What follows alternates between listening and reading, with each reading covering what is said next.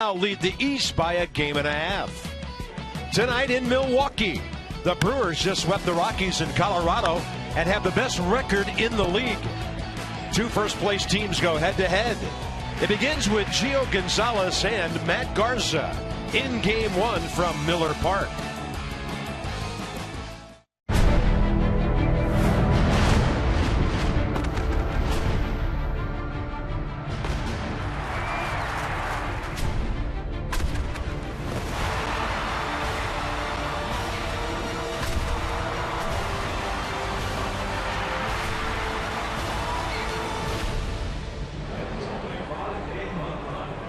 Welcome to Miller Park in Milwaukee. Some Curly W's will be rooting for the guys. We always get a good fan turnout here for Nats fans on the road in Wisconsin.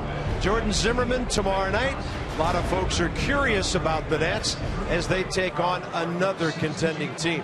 How about the schedule lately? San Francisco, St. Louis, Atlanta, now Milwaukee. The Brewers right there with Oakland for the best record in Major League Baseball and the best in the National League right now. And since May 30th, the Brewers are really good. The Nats are right behind them. Oakland, of course, keeps outdistancing everybody, and even the Reds and the Royals are making lots of noise. All right, those last two games against Atlanta, must-wins in the month of June? They could have been. Well, yeah, you got to turn the whole thing around. And when you talk about the game on Friday night, if they'd have pulled that out, they would have taken 3 out of 4 from the Braves. So look at it that way. And the Nats are playing as good as anybody in baseball, especially coming off that good West Coast trip. But they did it on Saturday night, 3-0. It was because of Doug Fister. 8 shutout innings. He gave up just 5 hits. Anthony Rendon with a couple of big knocks. He went 3 for 4 with 2 RBIs. They won that game 3-0. Soriano with his 16th save, a 1-2-3 save. And then the defense on Sunday was spectacular with Ian Desmond behind Tanner Roark, who went 5 1/3, gave up 4 hits, just 1 run, so he did a good job. The bullpen, fantastic. The group of death, Stammen, Clippard, Soriano, 3 Ks in the 9th for a 1-2-3 save once again. So back-to-back 1-2-3 saves, his 17th of the year, and they are just playing absolutely lights out. And they look to continue here against the Milwaukee club that came from Colorado. And as we know, when teams play in Colorado, they have a tough time recovering. So we'll keep an eye on that here tonight. Yeah, their bats, I don't know if they need a recovery in that dugout with the wood because they have been amazing. You take away some of the Rockies stats, this is the best hitting team in the National League. Pitching's not that great. Their closer's been outstanding. These guys can slug. They can slug, and they're very aggressive. These guys, in everything they do, they go up hacking. They're aggressive on the base pass. And these are, generally speaking, the kind of teams that Gio Gonzalez has success against. The Oaklands of the world that take pitches and work counts. Gio can't be effectively wild against them. But when you have a team like the Brewers, Carlos Gomez, and we'll get into that during the broadcast, these guys, for the most part, hack, and that suits Gio Gonzalez very well. Yeah, and there's Jonathan Lucroy, whose name is all over the National League stat sheet. Gio is 3-4, and the right-hander Matt Garza, who the Nats haven't seen that much in his career, 4-4. We'll set the pitching matchup for you next, give you some of their numbers and the outlook on the series opener. Straight ahead from Milwaukee.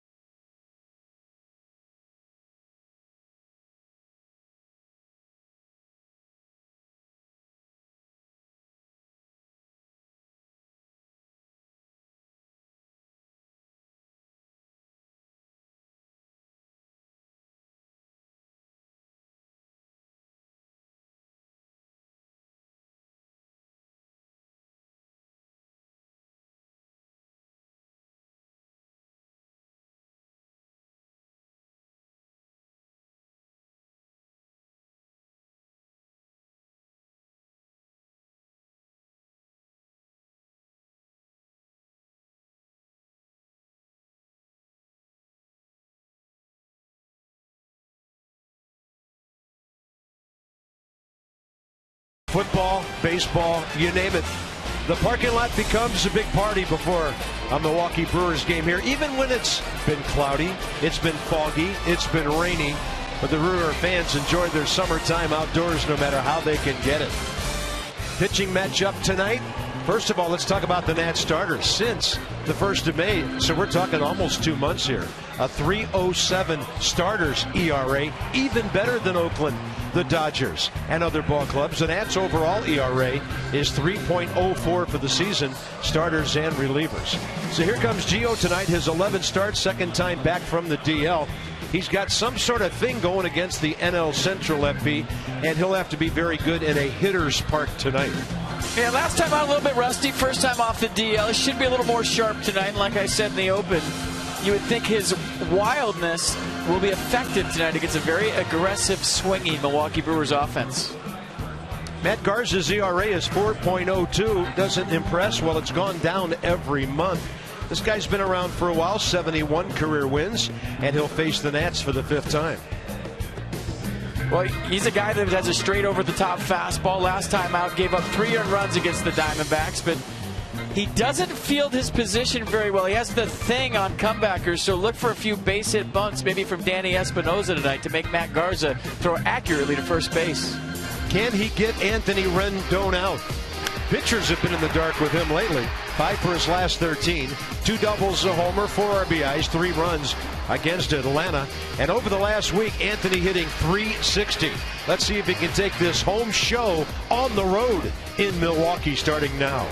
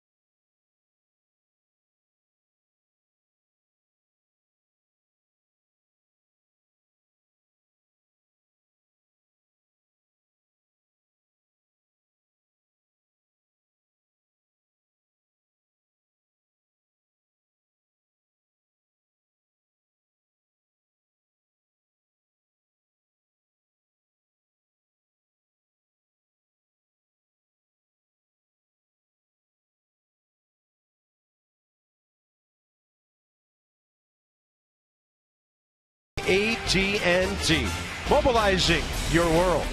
And by Ocean City, Maryland, put your vacation days to good use in Ocean City, Maryland. Book now at OCOcean.com. So whether you've been tossed from the game or untucking, get ready for a very interesting series on the road. The Nats went 4-3 against the Brew Crew last year. Visit trainsearch.com to find your local Train Comfort Specialist dealer. Hard to stop a train, really hard. So you might wonder, why is the roof closed? Well, there's a threat of rain this evening. The panels are open out there, so you get a bit of the outdoor feel. They closed the roof about an hour and a half ago. Been kind of a crazy weather pattern in Wisconsin lately. The Nats are 9th in the league in hitting. They're 8th in runs. They are 10th in home runs. And Jason Worth, if this guy gets going, the offense will really be cooking. 1 for his last 12, but he's been on base 15 of his last 16 games. And maybe it takes some Milwaukee pitching to get Jason Worth back where we know he could be. Again, here's Matt Garza on the year 4-4, making his 16th start. Yeah, fastball straight over the top, 4 seams. It's averaging 93 miles an hour. The slider, he throws 26% of the time at 84 miles an hour. Curveball 75. Rarely throws the changeup at 85 miles an hour. He is not afraid to pitch in. He's held opponents to 3 earned runs over his last 14 2/3. That's his last 2 starts. Like I said, make him field his position. He has trouble throwing the ball to first base, and he was also roommates in 2005 with Doug Fister at Fresno State. Denard Span, 1 for 4 career against Garza. And we're underway with a fastball right in there. 8-10 in D.C. Got a good crowd gathering. Brewers averaging 32,750 a game. And at home, they're 20-15. The story of this ball club is what they are on the road. They are 12 over 500 away from Miller Park. Nats are 2 under on the road. Like to take care of that this week. On a pitch up, Denard Span fouls it off to the left. 16-year veteran Mark Wegner has the plate. Andy Fletcher, 15th year. That's the crew chief, Mike Winters, over at third. 25 years in the big leagues. Chris Siegel, the rookie member of the umpiring crew, has second base. No way he wasn't up in San Francisco. I can't believe that. Span on an 0-2 count. 10 for his last 25. Had a good homestand against the Astros and the Braves. 4 doubles in 6 ball games. That road record you were talking about with the Brew Crew, that's the best in the majors. And they're coming off a 6-1 road trip from Arizona and Colorado. Yeah, whoever goes into Colorado and sweeps at least one game of a series out there, something usually goes wrong for your pitching staff. That's a nasty breaking ball down and in. Denard Span gone to start the game. I set the defense for the Brewers tonight behind Matt Garza. Davis, Gomez, Braun the outfield. Ryan Braun switching from left field over to right field this year. Segura Ramirez left side. Weeks Reynolds right side. And Jonathan LaCroix behind the plate. And some injury problems over the last couple of years for Aramis Ramirez, a 2-time All-Star. Most recently in 08 with the Cubs. He made the move north several years ago, and it's been very good for him. Rendon hitting .275. That's a fastball. Slow call by Mark Wegner, but a strike. Anthony and Lobaton, the only 2 in the lineup who have never faced Garza. Target in. And so far, we've seen the Nats hack on a couple of high fastballs. Garza, 30 years of age. 6-1 with the Cubs last year, 11 starts, then dealt to Texas, where he went 4-5 down the stretch with the Rangers in 13 starts. Best season in the big leagues, Tampa Bay 4 years ago. He went 15-10. Rendon rips it left side for Aramis Ramirez. 2 outs.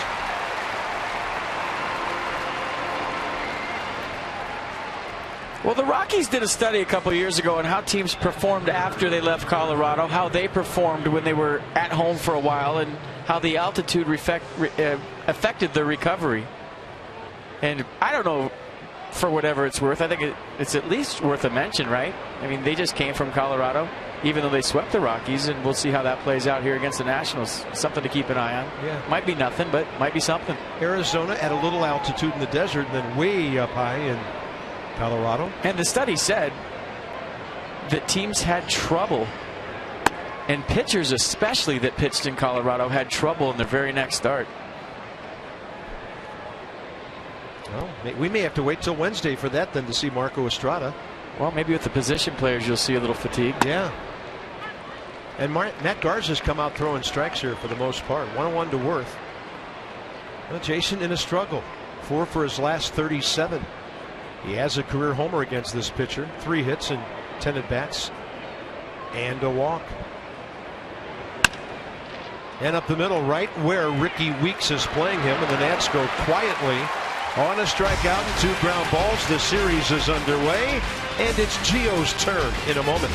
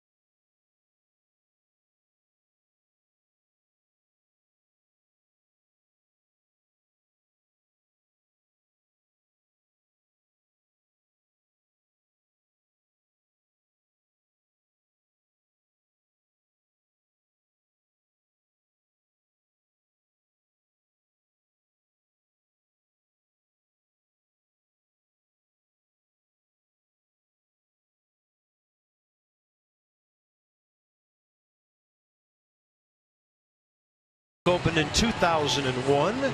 Seats just under 42,000. And they can do some hitting in here. Second in the league in batting average, and in runs, and in home runs, with Jonathan Lucroy leading the way. This guy's second in the league in batting. His on-base percentage just under 400. And he is just all over the league when it comes to just about every category, from hits to power. Here's Gio. Third career start against Milwaukee, 1-0 with a 2.77. At fastball 93, he'll two-seam it with good sink. Curveball 78 at 21% of the time, and the changeup at 83, 14% of the time.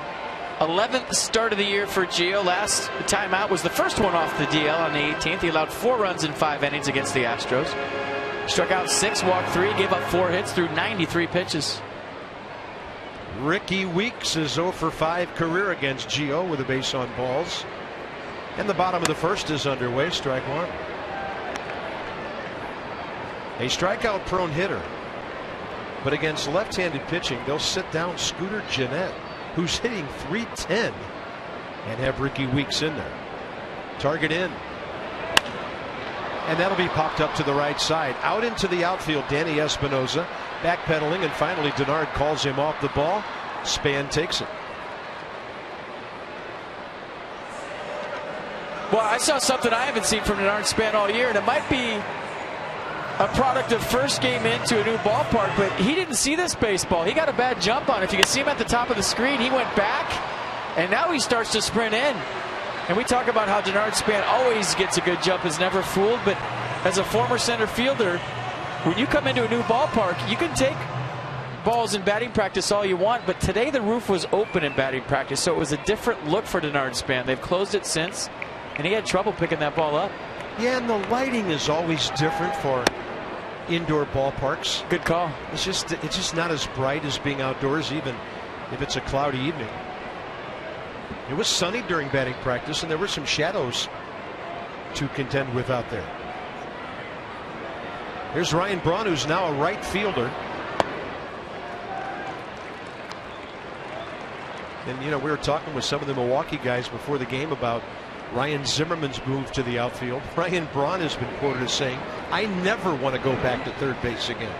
He's loved being an outfielder. Well, I wouldn't be surprised if number 11's thinking the same thing. And Braun will foul it off to the right side. He's in right field because Chris Davis has sort of come in here, done some great things for the Brewers, and become the left fielder. So Braun over and right with a great center fielder Gomez in between them. It's a really good, solid ball club here. They've done a great job of staying on top of the Central since their red hot start. And Gio throws it by Ryan Braun. 2 balls, 2 strikes. Braun 1 for 6 career against Gonzalez. But they've been challenged by the Cardinals a couple of times, and then they'd win some games, put another winning streak together. And Ron Renick, in his 4th year here, has them 17 games over and 5.5 ahead of the second place St. Louis ball club. Well, he's aggressive, and his ball club's aggressive. And Nats fans, for the next 3 days, you're going to see run till they tag you taken to a whole new level. They scored 3 runs on a wild pitch in Colorado. Saw that. The bases were loaded and 3 guys scored. They are not afraid to make outs. They're not afraid to take an extra base. And like I've said a few times already, they hack. 2-2 pitch. And Braun trying to jump on a fastball up. Ryan Braun, of course, the suspension last year. He had a right thumb contusion in July. And about a couple of weeks after he came back from that, suspended 65 games, out for the rest of the season. He spent some of the time during the offseason personally contacting and calling Brewers season ticket holders and reestablishing his relationship with them. Great curveball by Gio. 2 outs. Well, a nasty curveball from Gio Gonzalez. It's a pitch that takes a lot of torque and a lot of stress on the shoulder. And I thought first time out he was feeling for it a little bit off the disabled list, but based on that swing and the break on that curveball, that's the old Gio Gonzalez curveball, the one with snap on it that'll throw in the dirt with 2 strikes, and Ryan Braun was not close. Get your glove. And a very nice job of blocking by Jose Lobato. Well, here he is, the focal point of the Milwaukee offense right now, Jonathan Lucroy.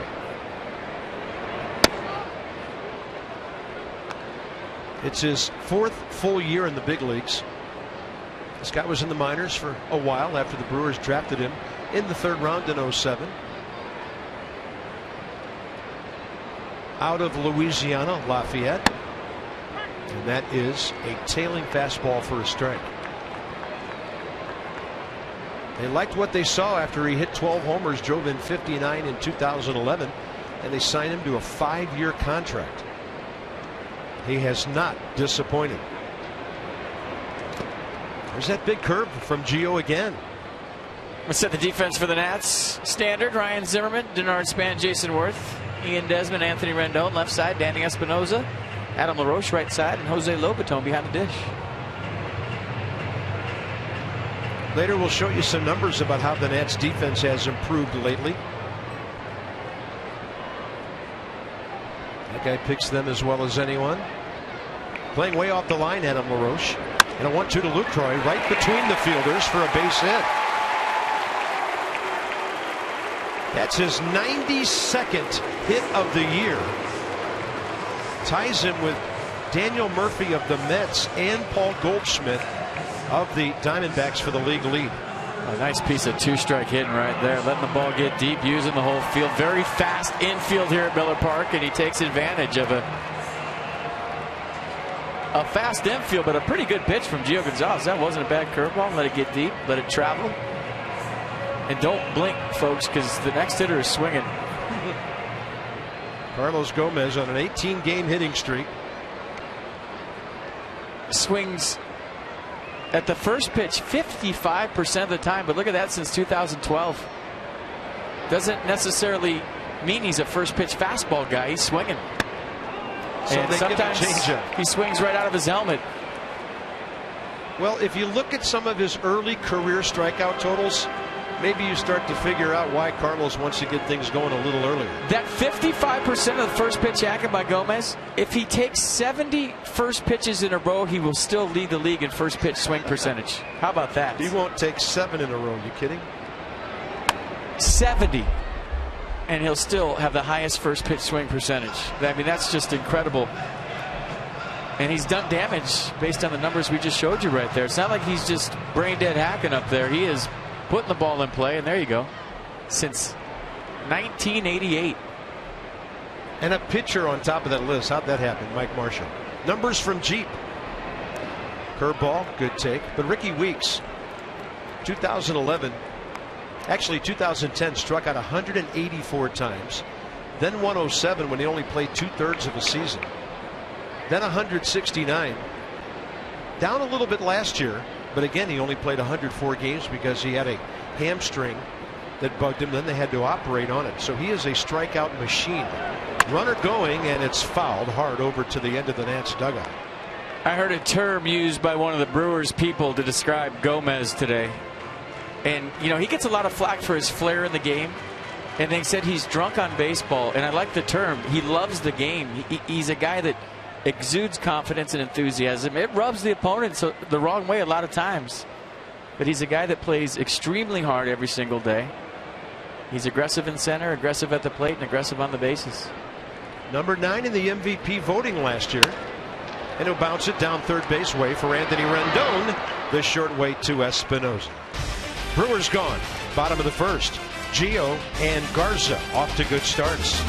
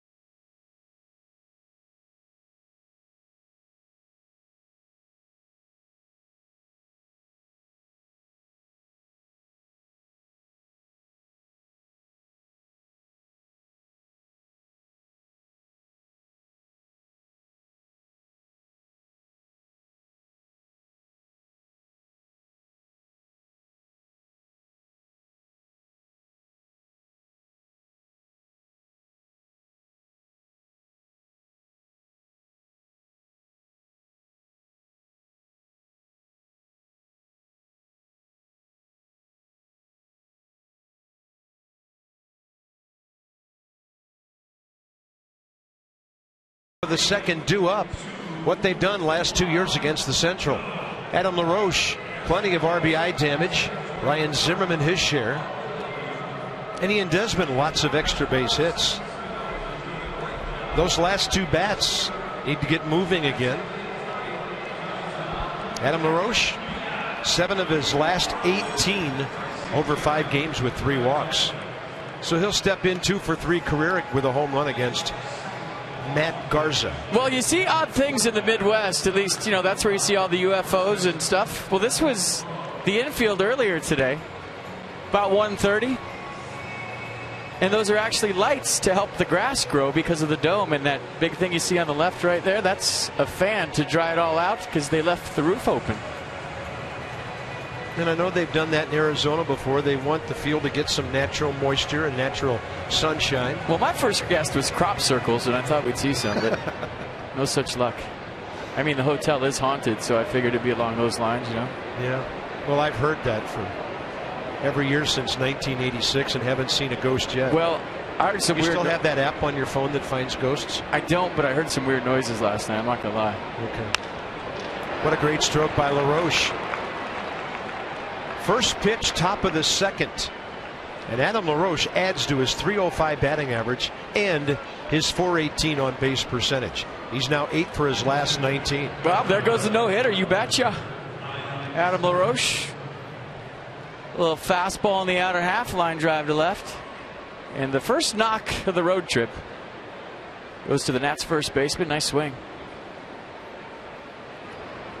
I think that very swing right there is why you're not seeing the exaggerated shift on Adam LaRoche for the most part around the league anymore. He's showing everybody that he'll use the whole field. And by the way, Carp, I think it's time that we start talking about Anthony Rendon and Adam LaRoche as all-stars for this ball club to go to Minneapolis on July 15th. Agreed. They both earned it. Looking at the way they're playing Ryan Zimmerman on the infield, we'd love to see him go the other way for a base hit. Giving him the entire right side with Weeks up the middle. Segura, the shortstop, in a rank pull position. A lot of room to the left of the pitcher.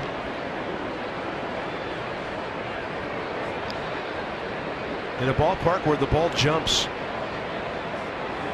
Ryan 3 for 10 career with a walk against Garza, and that one is high in the air and way out of here, but way foul. He cranked that one down the left field side early. 2 balls, 1 strike. Well, I hope you say Garza's name like you just did a couple more times tonight, and that it's fair.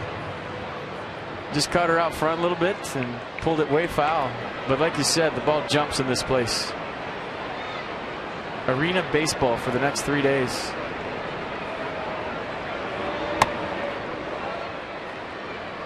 Suddenly 3-1.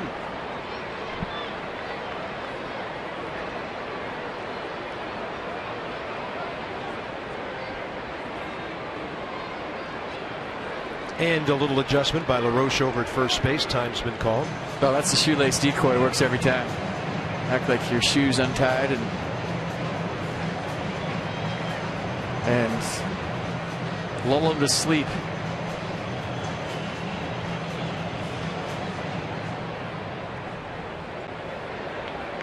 Zimmerman hitting a .192 since coming back, but the Nats are 12-7 since Ryan came back.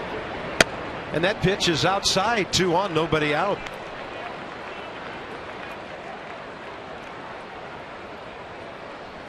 Looking around, no real surprises in the outfield.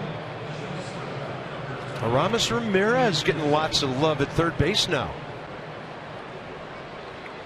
Well, I said yesterday, if I'm Mike Matheny, I want to win that baseball game. If I want to win that game, I'm going to have Adam LaRoche at the very least in there at first base for defense late and get him an at-bat. And Anthony Rendon has proved his worth at third base defensively, as good as anybody in baseball, and offensively as well.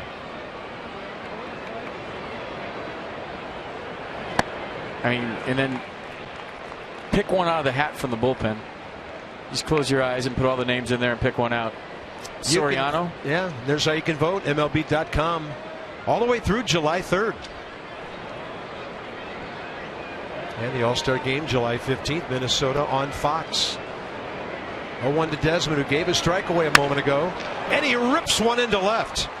LaRoche takes a look at it, knows he's going to be held by Bob Henley.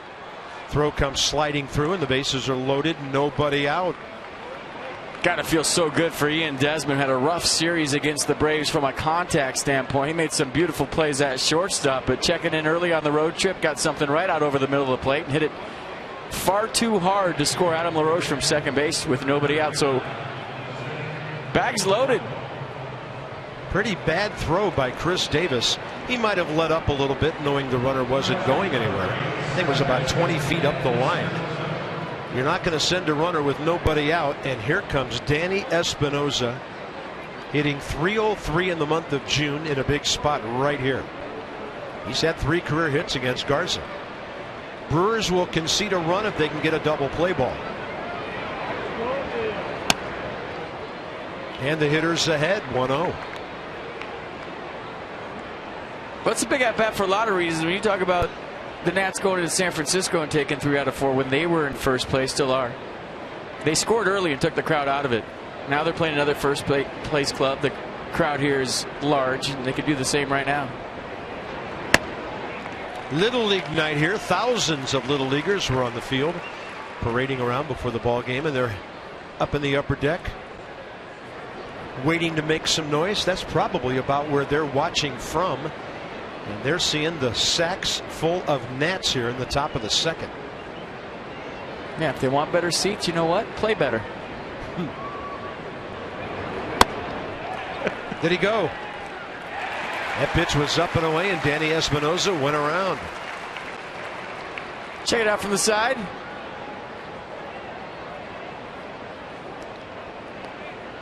Pretty close. Got to get some contact here.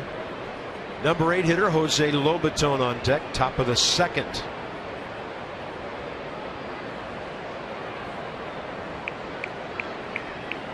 Those check swings happen in the middle of an at bat. Even if you think you didn't go, you can't lose your mind, especially in a situation like this. And the off-speed pitch, Danny ID'd it well. Third strike, as we saw yesterday with Chris Johnson. Guys have a tendency to lose it, but if it's the first strike or second strike, especially in a big situation, turn the page and go to work.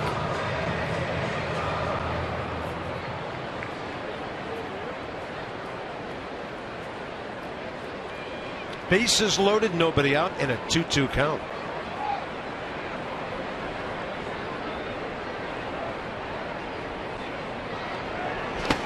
That was a pretty easy take for Danny. Spotted that one early. And does Garza have to throw him a fastball here? I almost hit him. Espinosa wasn't budging either. He has something to keep in mind if there's a pitch inside. He's been hit 8 times this year. One of the highest totals in the league.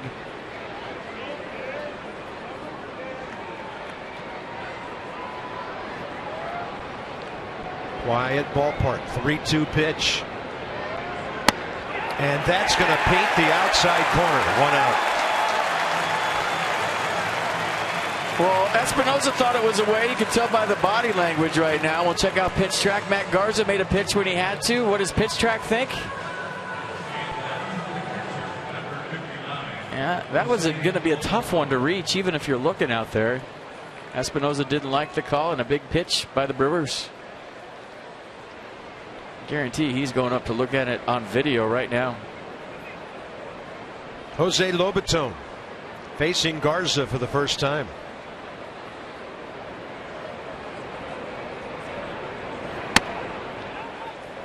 Good job of checking his swing there.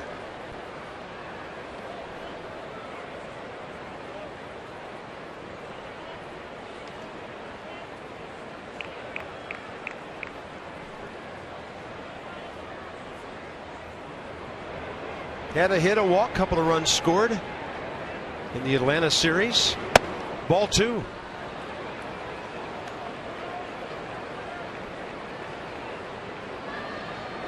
Well, imperative that Jose Lobaton gets an elevated fastball right here and gets it to the outfield.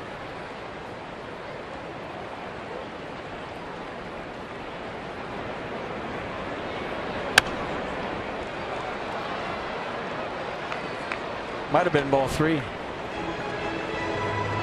And that check swing by Danny Espinosa came back to hurt that AB. And as you've mentioned often, the pressure's on the pitcher here, not the hitter.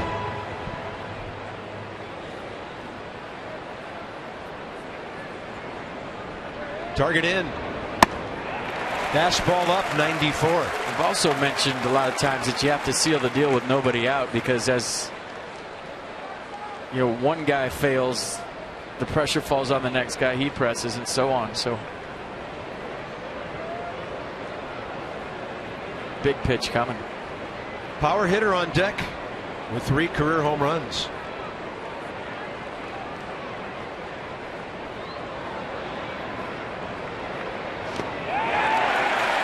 And Lobaton goes on a pitch that would have easily been ball 3. 2 outs. Well, he's not going to be happy with that at bat. I don't know that he saw a strike in the whole sequence. I mean, that's a case where Matt Garza threw, what, 5 balls, and Jose Lobaton swung at 3 of them. Look at pitch track. None of them close. And like I said, not going to be happy with that at bat. Here's Gio. 2 hits, a homer, 2 RBIs this year.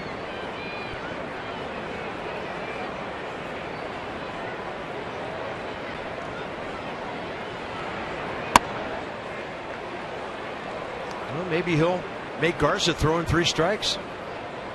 That's about all he can do, unless he really gets a cookie down the middle.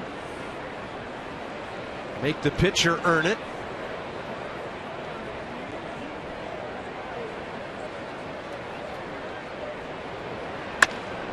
And that ball is up the middle. Gene Segura to the bag. And the Nats fail to score. Bottom of the order, not able to produce an RBI in a scoreless game early.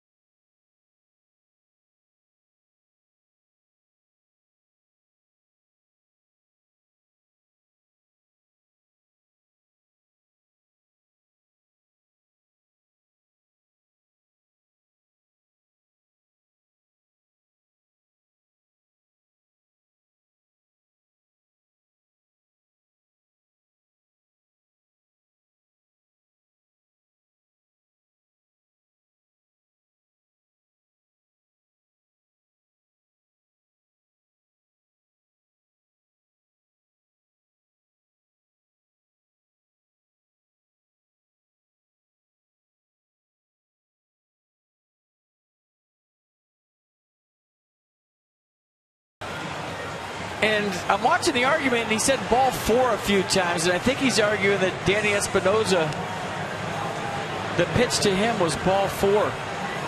That's what he...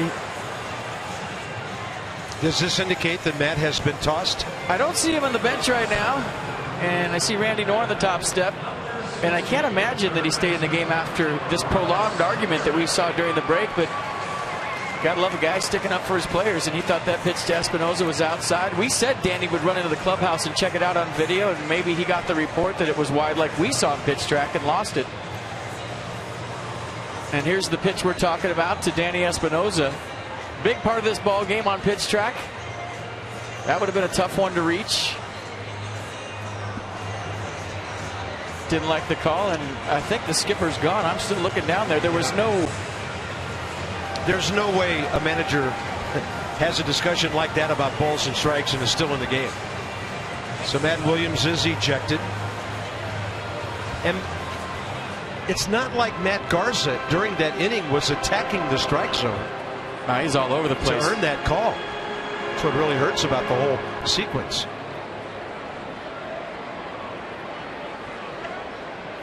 That's the first time we've seen Matt Williams that fired up. And like I said, players like it when you stick up for him like that. And I'm sure Danny Espinosa appreciates it. Right, wrong, or indifferent, it doesn't matter. The skipper stood up for you. And all the guys in the gray uni definitely took note. Reaching for that one is Aramis Ramirez and flying it to Ryan Zimmerman. Only bad part of that thing for Matt is he's got to listen to us now for what, 8 more innings? Well, he does have a choice of broadcast crews. Brian Anderson, our old friend, and Bill Schroeder, former big league catcher next door for the Brewers. He could go radio and listen to Charlie and Dave or Bob Uecker. So Randy Knorr, bench coach, and very capable of running a ball game. Very capable. Takes over here. And here's Chris Davis. Interesting story for the Brewers. He's kind of come out of nowhere to be their everyday left fielder. Started off the season on fire, had a bit of a hiccup, and now he's hot again.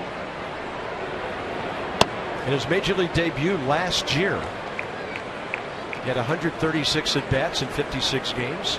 Hit .279. Showed some power. 7th rounder, 09 out of Cal State Fullerton. Yeah, pressing early in the year. He was hitting .219 as late as May 22nd. And he's on fire right now. .319, 9 home runs, 26 RBI in the month of June. Really been working on his balance and his timing. And he's been hitting the ball to right field with authority. That's his strength. 2-1 and a bouncer. Rendon came forward to make that a pretty simple play. 2 outs. A lot to talk about, Dan. Players on their way back. What's going on? Guys, our PNC Bank minor league report concerns Bryce Harper and Wilson Ramos, who are down with single-A Potomac. Harper starting his rehab, Ramos continuing his rehab. It's his 3rd game as he works back from a hamstring injury. Harper is now out of the game. Got 2 plate appearances, went 1 for 1 with a walk, and he scored on Wilson Ramos' 3-run home run down the right field line, according to reports out of Woodbridge, Virginia. So both of those 2 guys making progress as they work their way back towards the Nationals roster. Well, they're ready. Call them up. 3 for 4. Well, that's Ramos' 2nd 3-run homer in the last 3 days. And no offense to the guys they're in right now. They've done a great job, and you never want to whine about injuries as a ball club. But that last inning right there probably doesn't happen the same way it did with Bryce Harper and Wilson Ramos in the lineup. You know, not the best at bat by Jose Lobaton. He'd be the first one to tell you right there. He chased 3 balls. Probably a little amped up early in the series to drive those runs in and put his team on the board. But now, when you add Bryce Harper, Wilson Ramos to that lineup, where's the out? I mean, where's your, like I always say, your deep breath as a pitcher? You're going to have to redline to get through that thing every single time, and that's the value of having everybody healthy. Well, Mark Reynolds has found another baseball life here in Milwaukee. He was with Cleveland, New York last year, Yankees. 2 years with the Baltimore Orioles before that, and Arizona for the previous 4 seasons.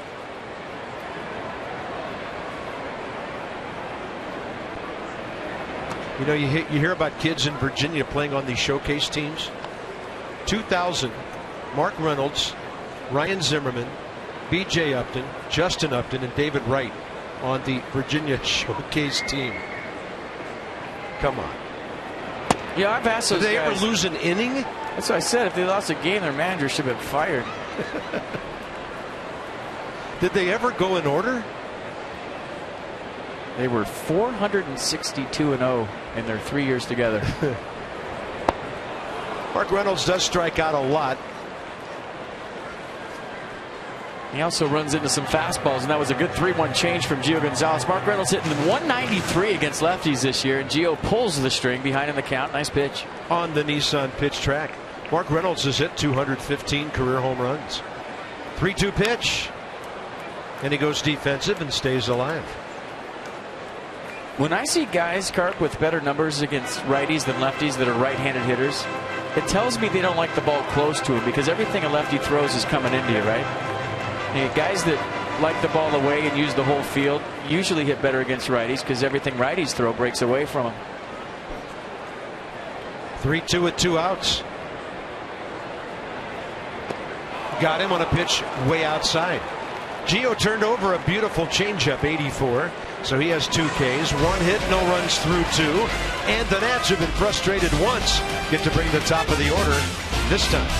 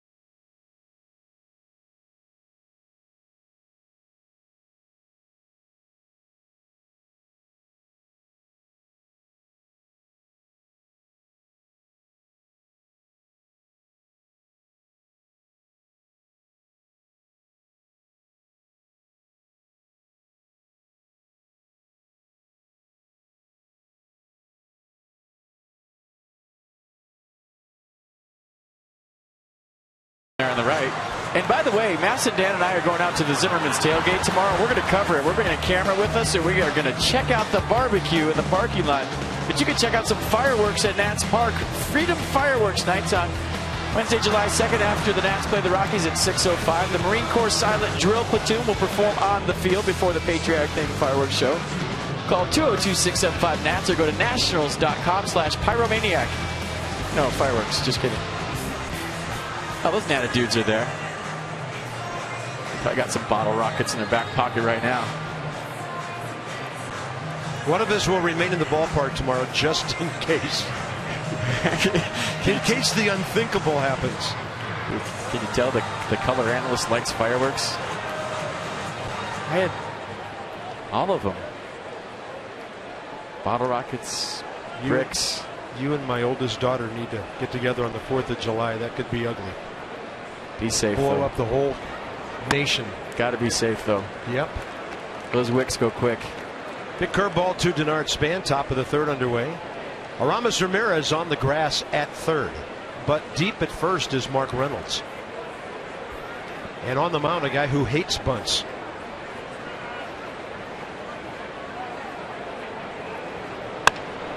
Span turns on one. Right field. At the wall. And caught by Ryan Braun.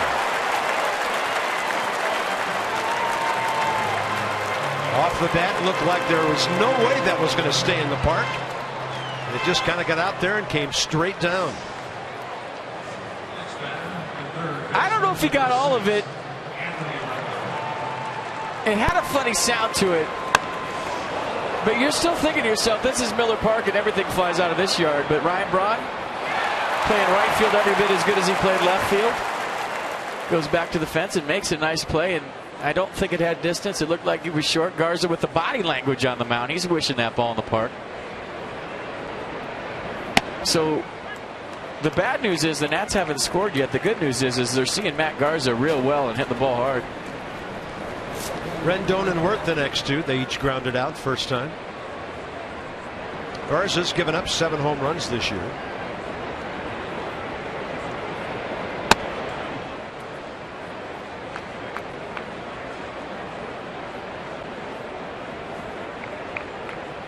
Anthony has hit 11. Pulled the ball sharply first time to Ramirez at 3rd. Nasty breaking ball.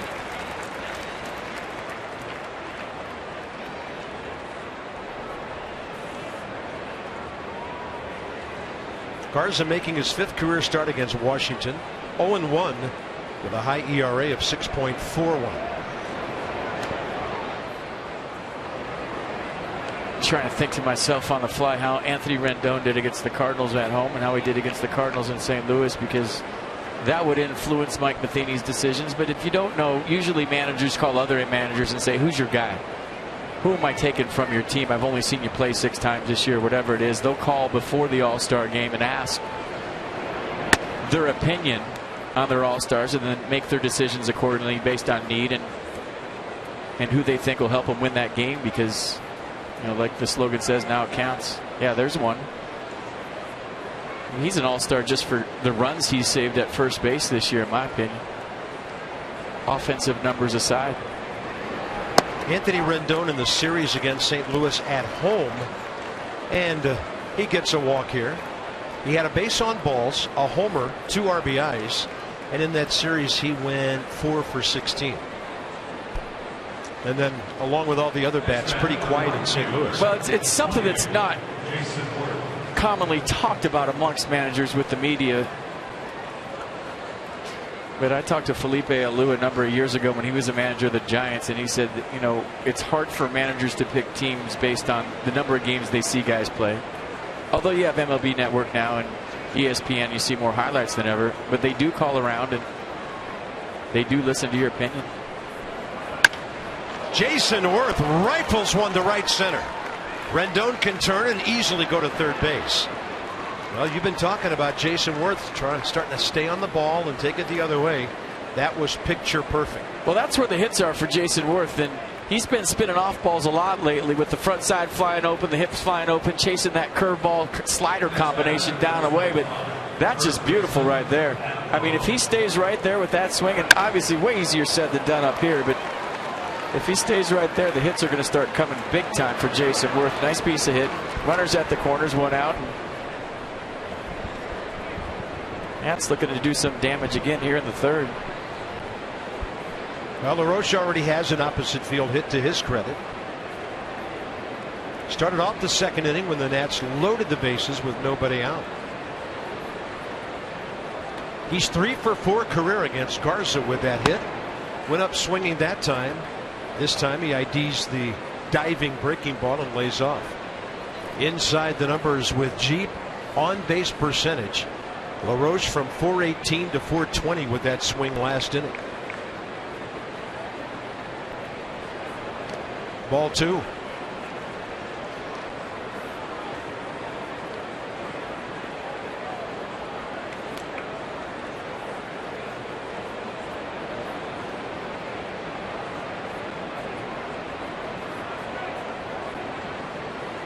Lots of pitches through 2 1/3.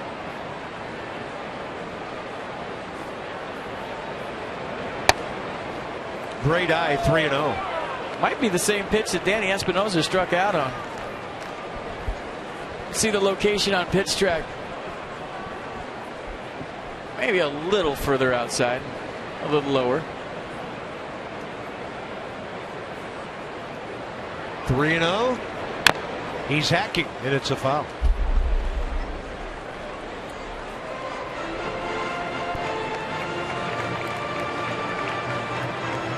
Is that Polka? Yeah. Let me get my Shazam out and get this one on my iTunes. There's always roll out the barrel during the 7th inning stretch. Love it. I love Milwaukee. 3-1 to LaRoche. Nasty curveball. Adam checking with Mark Wegner to ask if it would have been a called strike. It's a pitch he only throws 9% of the time, but he pulled out a good one right there. 12-6 curveball. I'll get you thinking as a hitter when you see 3-1 off speed. And then Garza was ready to nearly quick pitch him. LaRoche saw it, asked for time, and got out. I like the shake off right here for a pitcher. It creates doubt in the pitcher's head. Look in and shake a few times. And LaRoche will lift it to center. That ball's well hit. Gomez going back. It's gone. That's above the yellow line, and the Nationals lead 3-0. LaRoche, number 9. RBI total jumps up to 39. All-star. Mark it down.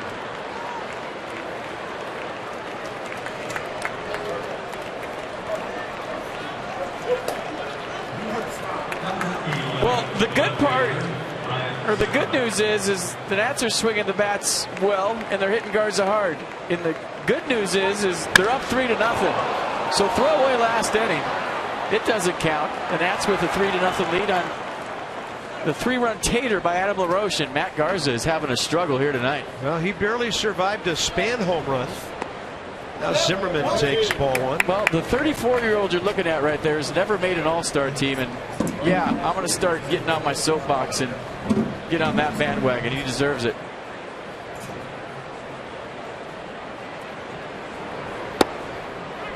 That curveball, a strike. Wegner took a long look at it.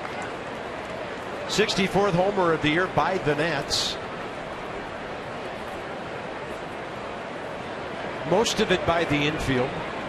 That total. And Zimmerman was ready for a fastball. Tried to pull the trigger on one that was tailing in on him. It's an 8-foot wall around Miller Park.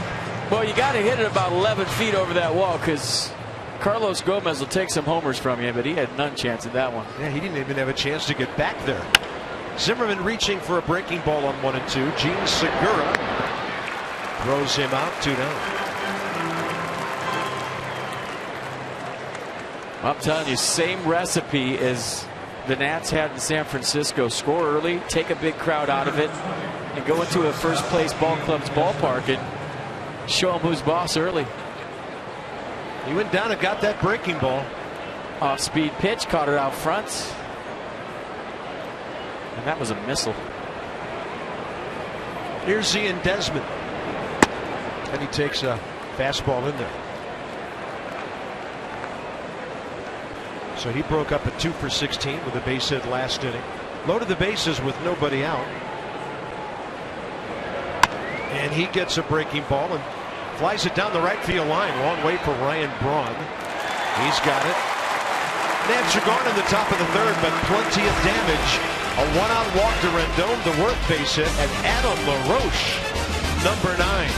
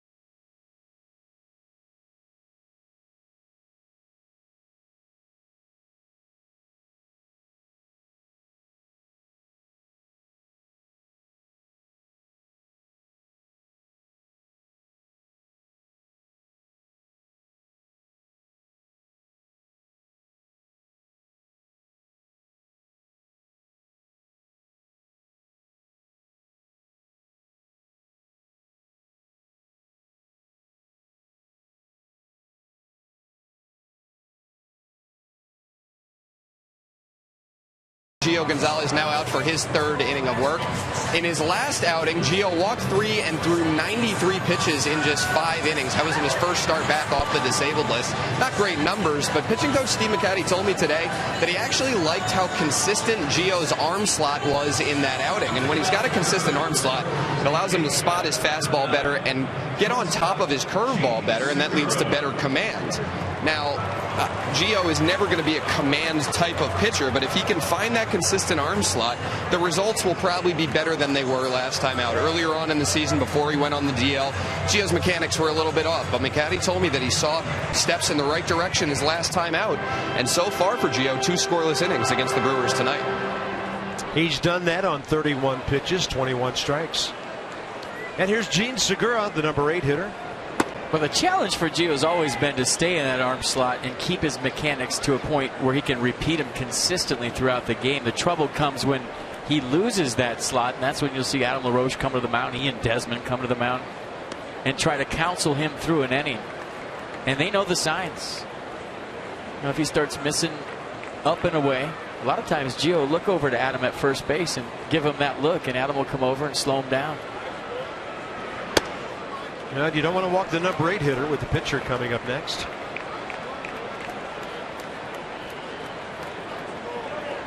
Segura hitting at .246, 1-for-3 career against Gio Gonzalez, who gets the outside corner with that. And 153 this year against left-handed pitching. .294 in his first full big league season last year. Led all major leaguers with 44 infield hits. Stole 44 bases, second in the league. And he even missed 10 of the last 11 games because of a bad hamstring. DC Lexus dealers are donating $250 to the Children's National Medical Center for every Tater and Nats player hits this season. Lexus, the pursuit of perfection. And a base hit out to center. Gio made him earn his way on to lead off the third. That's Milwaukee's second base hit. Bunt opportunity for Matt Garza, who has 3 sacrifices this year. Number 22, Matt Garza.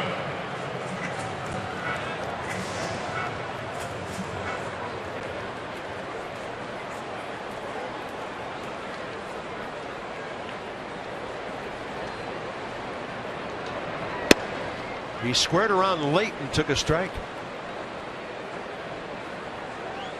So this is his 16th start of the year, and he has 3 sacrifices. That's not a great stat. He might get one down right here, but you'd think he'd have more.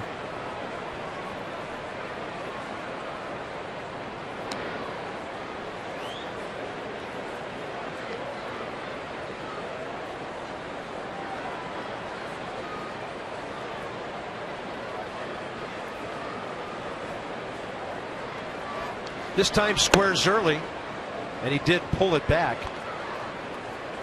1 ball, 1 strike.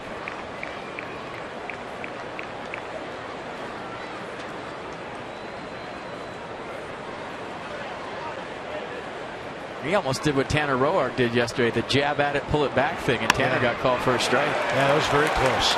And LaRoche will get to it. That's a good punt. 3-4 on the sacrifice to Danny Espinosa. Summer Catch. Actually, one of my favorite movies about the Cape Cod League. Nationals Summer Catch 4-packs are now available. Pick any 3 Nationals games to get a 4th game, plus a new era cap for free. Visit nationals.com/summer to get your pack.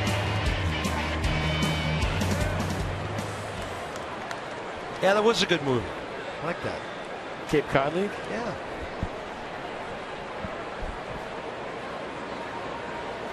Ricky Weeks, the hitter. Had nothing to do with Jessica Biel. It was all about the baseball. Oh, she was in that? I think. Not sure. I can't remember. I get a number of scorebook orders every year from young announcers going up to the Cape Cod League to start their broadcasting careers on radio. And like the players, some of them stay with families up there. It's a very cool deal. Played there. It was fun. I think our buddy from up the road, Buck Showalter, is in the Cape Cod League Hall of Fame. Well, I hit 200 that summer, so there's no way I'm in that. Yeah, Jessica wouldn't have given you a second look. I mean, it's fun. Unless you had a convertible or something. I mean, it's fun for college players. You get to go there and you stay with the host family. You play against the best players in the country. I was a greenskeeper at a golf course. We used to get up at 6 in the morning and park our golf cart in the woods and sleep till about 10. We had to rake the sand traps every morning. That was our job. Runner going, and stealing third is Gene Segura as Gio ignored him. Then he threw a breaking ball that Lobaton had no chance to handle. Well, we told you the Brewers are very aggressive on the base pass. They'll take the run until they tag you offense to a whole new level. And as soon as Gio turned his head, Segura took off and got a great jump. And it didn't matter what the pitch was, but that is a big league lip skid right there. His arms folded right under him there.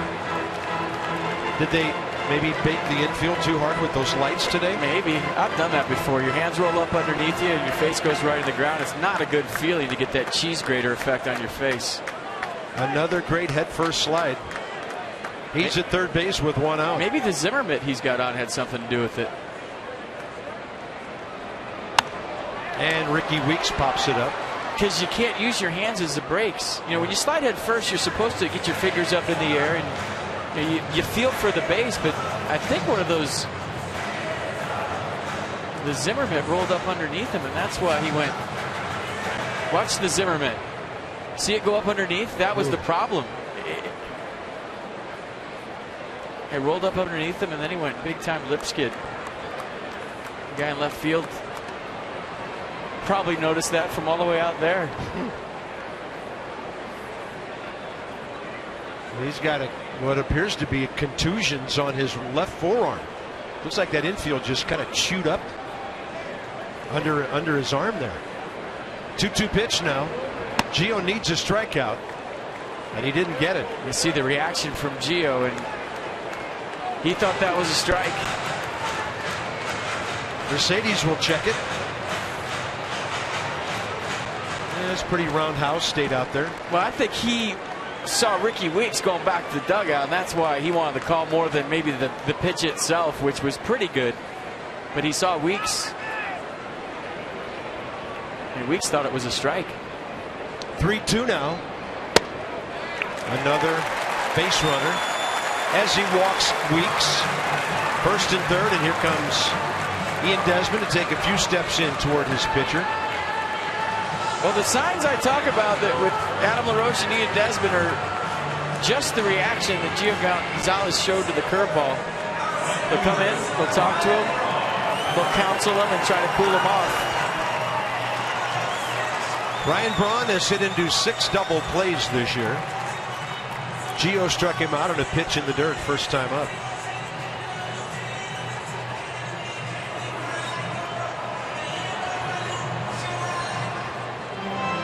But he is looking for that shutdown inning, and he's going to have to go to his A+ stuff for that to happen.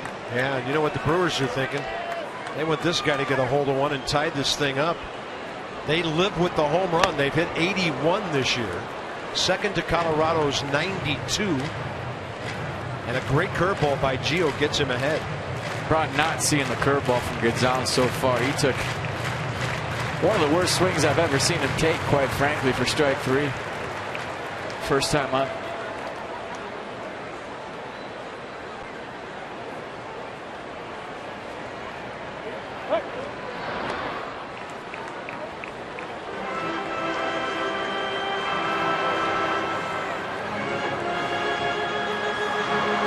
Well, in the last 3 years, 540-17 with him. And then without him, 2 games under 500. He was suspended for the last 65 games last year. And the Brewers ended up 74-88, 23 games out of first place. Changeup, 83 diving away, strike 2. Good job of getting right back in the zone. First pitch curveball, second pitch changeup.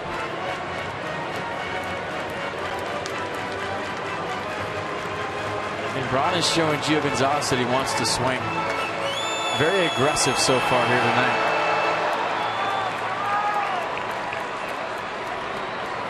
Double play in order with 1 out, runners at the corners. Got him, low again. Great sequence by Gio Gonzalez for the second out. When a hitter, regardless of who it is and what their status is, if he comes up in an RBI situation, and a lot like Jose Lobaton did in the second inning for the Nationals, if they show you they're going to force the issue and they're going to be ultra aggressive with you, there's no need to throw him a strike. You 0-2 him, and what I mean by that is you treat every pitch like it's an 0-2 count, and you bounce stuff, you throw stuff out of the zone, because they're showing you that they're anxious, and Gio Gonzalez took advantage of that right there with Ryan Braun. Oh, here comes their toughest guy now.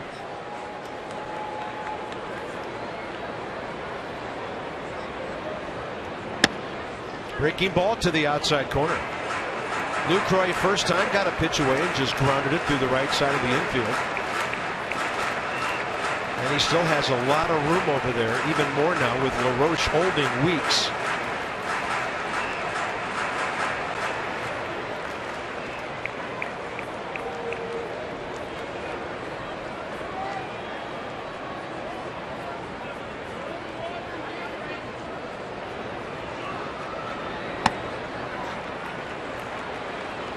It's not a bad miss by Gio right there. Changes eye line a little bit. Might open up the curveball right here in a 1-1 count.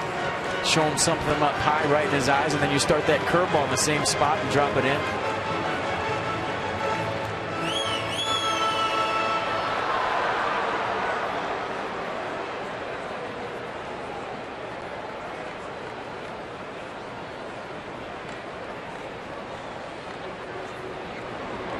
Fastball up, and Lucroy back slightly off to the right side. Boy, I got to work on my foul balls. I lost that completely in the windows.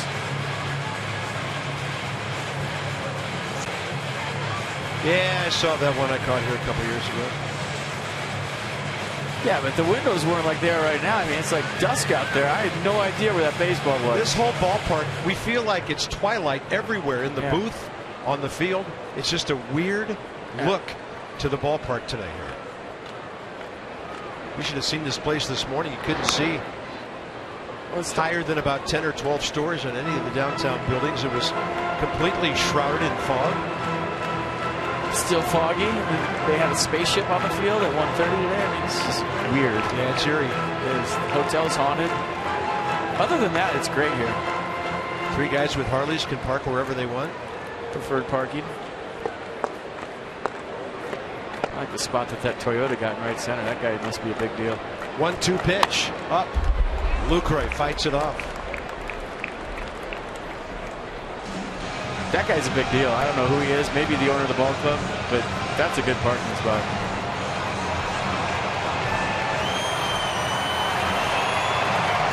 I mean, that's where you park at Nats Park.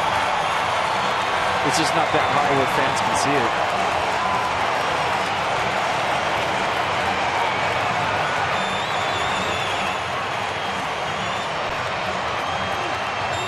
Well, we would never want to block anybody's view of the field. No. Especially not with your 78 Ford Pinto. There's Bernie Brewer. Never seems to age. Long inning here. 1-2 to Lucroy. It's because he uses Brewtox. Yeah. He can just stay right up there as far as I'm concerned for about 3 more days. Yeah, it looks to me like there are certain guys get in the batter's box if he tries to get loose. Diagonal line from bell high away to up and in. 1 pitch way upstairs. And the count's still 1-2 after all this, with runners at the corners, 2 outs. Lucroy spoils another. But you see his approach like he did first time up with 2 strikes, thinking about going the other way.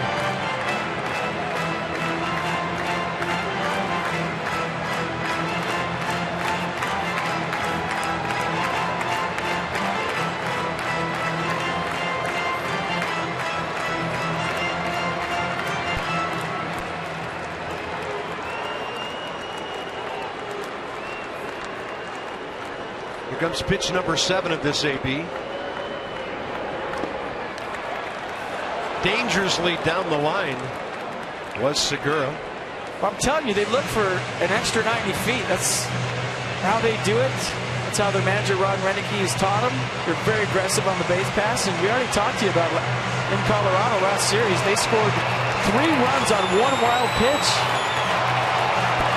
The ball went to the screen. Both runners scored. The runner from second and third scored. And I forget who was on first base. It might have been Segura. And he just kept rolling around third base. Somebody had their head down, and he scored too.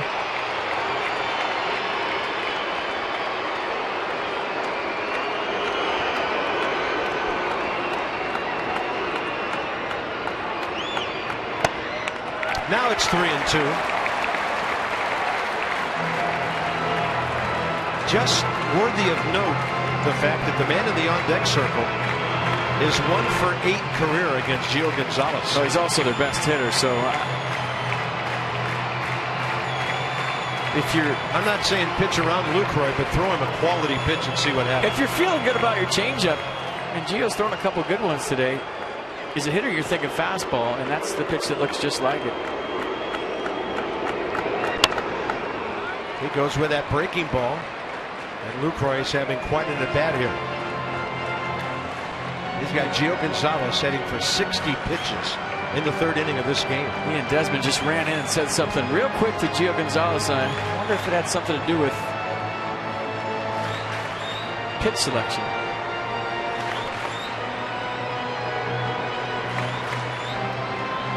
If you throw the changeup, it has to look like a strike.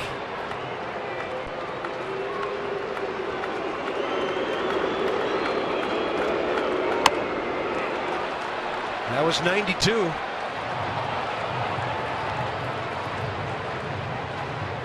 Pitch number 60 coming from Gio Gonzalez already here in the third. And it's not because he's wild. It's the Brewers are giving him a fight, especially right here, right now. So pitch number 11 coming.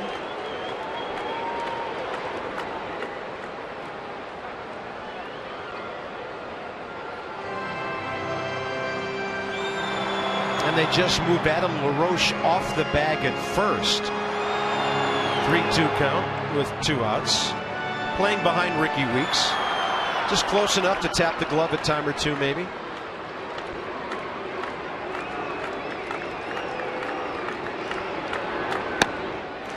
And the bases are loaded. One of the great opponent at-bats of the year seen by the Nats. That's Steve McCanny going to come out and talk to Gio Gonzalez. And I mean, it's a tricky situation for the Nationals. You got Carlos Gomez coming up, a guy that swings at the first pitch more than anybody in baseball, by far. And with the bases loaded, the tendency or the necessity is to throw a first pitch strike, but I don't think you do it right here. And that goes against everything you're taught as a pitcher. You can go ahead and throw a ball right here to Carlos Gomez and miss, because you'd think, based on the stats alone, that he's swinging.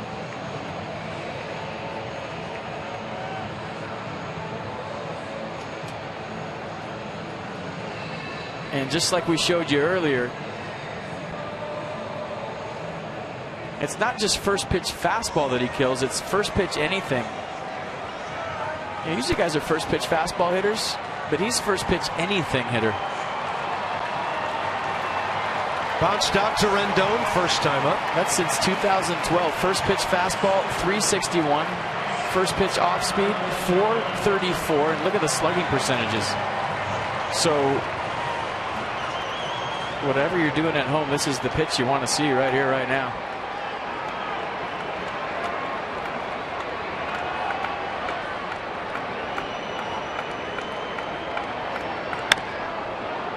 '84 on the changeup. Going to kind of squirt it off to the right side. Interesting that Jose Lobaton went taps instead of signals. He tapped.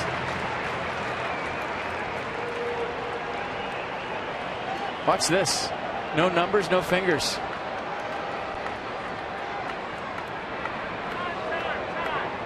And then time given.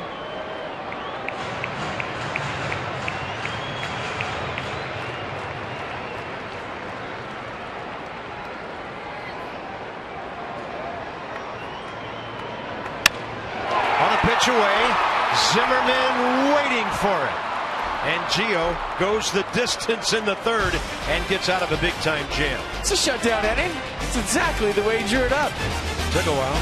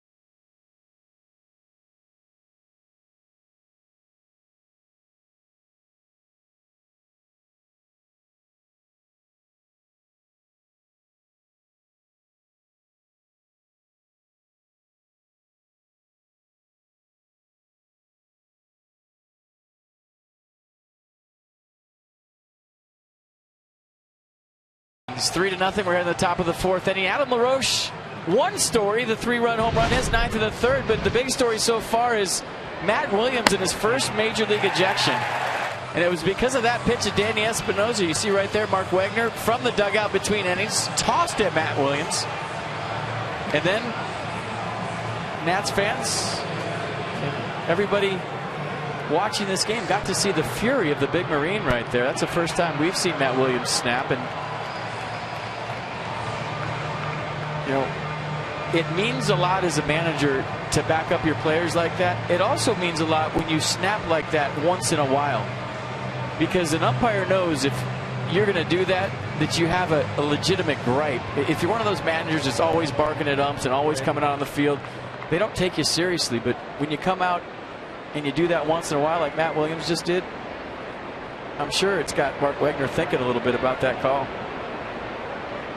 Top of the fourth inning. You know, Matt Garza, his pitch counts 52 through 3 innings. Gio at 62. So it's been no picnic for him either. He's walked a couple, given up 4 hits already. And he struck out Espinosa looking on that controversial call. That ball out to center. Pretty well hit. Gomez going back, and he'll grab it right in front of the track. 1 out. All right, you know the drill. Get your cell phone out. Take a photo. Hashtag it MASNFanPhotos. You get a chance to have it shown on a broadcast. That's brought to you by AT&T. We'll show you one later tonight.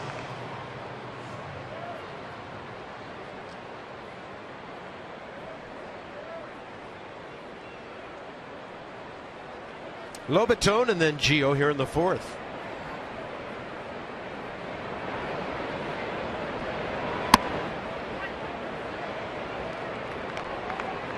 Garza had a 1-2-3 first. Bases loaded in the second. A walk, single, home run given up in the third. Now, the Brewers will give up some home runs. That one that LaRoche hit, the 87th of the year they've given up. Most in the National League. 87. The Nats have given up 47. Well, that's a byproduct of playing half of your games in this yard right here. And the guy the Nats are facing Wednesday, former National Marco Estrada, has given up 24 himself. That's 7 more than any other pitcher in the league. Wade Miley, 17. And Lobaton caught looking, 2 outs. Strikeout number 4 for Matt Garza. Nissan will track it. Fastball away and a late call by Mark Wagner. Pretty good pitch by Garza, though. Right on the black. Perfect pitch. Got the call. Here's Gio, who made contact after the bases were loaded in the second. Bounced out to short to end that inning. Actually hit the mound with the ground ball. It looked like it was ticketed for center field. Ball hit the side of the mound and deflected right to Segura. Tried to make it 4-0 on a first pitch ambush. He likes to air it out. That's unreachable. 84 breaking down on him. 0-2. Only problem here is Gio, who just threw 31 pitches in the third inning, is not due for much of a breather here. 2 quick outs and then he's got a hit.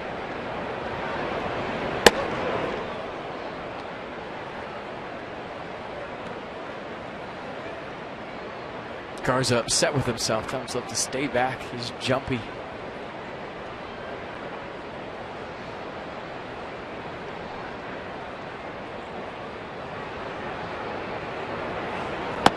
And that'll do it for the Nats. They go in order for the second time tonight. 5 in a row for Garza since the LaRoche home run. The difference in this 3-0 game.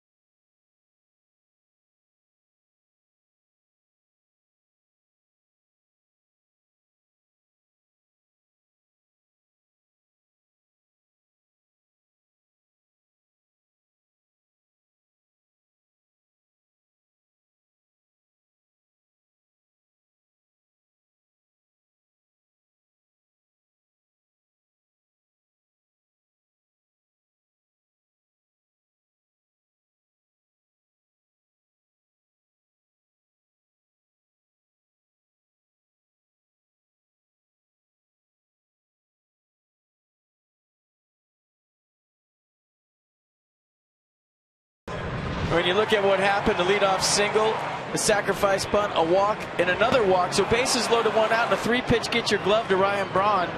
Change up, curveball, change up, and then Jonathan Lucroix with an epic battle. He won on a close pitch for ball 4, and he got Carlos Gomez to fly out to Ryan Zimmerman to end it. But a nice job of battling by Gio Gonzalez to get out of that 3rd inning unscathed. Nicely done. Yeah, now just moments later, right back out on the mound. Hondadua, Brewers bottom 4, and against lefties since the beginning of last year. 2 300 hitters. And then Mark Reynolds, who never hits 300, but when he makes contact, look out. Aramis Ramirez flied to left first time.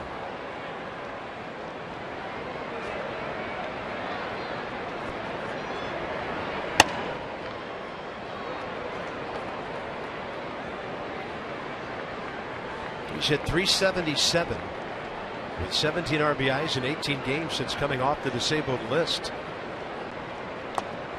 Always been a good hitter. Early career with the Pirates. He was in Chicago for 9 years with the Cubs before signing a 3-year deal through this season. He and the ball club have a mutual option for next year. Had a strained left hamstring back in May. And a very uncertain swing on a pitch up 91. 2 uncertain swings. And if you're Jose Lobaton and Gio Gonzalez, you might think about climbing the ladder and throwing one higher if you can execute that plan. There they go up there. Better get it upstairs because this guy at the age of 35, and he has a birthday in 2 days, still hacking pretty well. Had a lot of knee problems last year. That's a breaking ball that strikes him out. And he will be tagged out by Lobaton. And for Gio Gonzalez, strikeout number 4. Ryan Braun twice, Mark Reynolds, and now Aramis Ramirez. I mean, we always talk about reading swings, and the swings will tell you about the stuff. A lot of times the center field camera doesn't really show you how accurately a guy's stuff is with movement, and obviously you can't see life because you're not standing in the batter's box. But you know, based on the swings the Brewers are taking tonight off of Gio Gonzalez, his stuff is electric, whether it be the fastball, the curveball, or the change. You've seen some funky swings from a good hitting ball club. First pitch, that'll help. Rendon a couple of crow hops, and he throws out Chris Davis for the 2nd time. All right, bring your group to Nats Park. Call everyone you know, all your contacts in your phone, all your Facebook friends, all the people that follow you on Twitter, and get them in one big group. Tickets start at just $9 for groups of 25 or more. So make up some friends. Come to Nats Park and we'll give you a discount. A couple of Nata dudes came up from D.C. for the series. The guy on the left is obviously confused with the Brewers hat and the Nationals t-shirt on. I don't know what he's thinking. They were looking very businesslike, and the people in front of them very concerned. Mark Reynolds. The highest Mark Reynolds has ever hit while having a full big league season was 260 with the D-backs in 09. And he hit 44 home runs that year, drove in 102. But he hasn't hit higher than 221 since. But look out if he runs into one. 2-1. I mean, if you're Zimmerman with 2 ends, there's no way you go Brewers hat, Nats t-shirt, right? It's all Nats, especially tomorrow night. That's a good looking changeup. I mean, I guess my point is that guy with the Nats shirt on and the Brewers hat couldn't be one of the Zimmermans with 2 ends. Yeah, probably. I don't think so. They wouldn't do that. By the way, Jordan career against the Brewers 4-0 with a 2.19. Yeah, Brewers hat, Nats shirt, obviously multiple personality disorder. Very confused.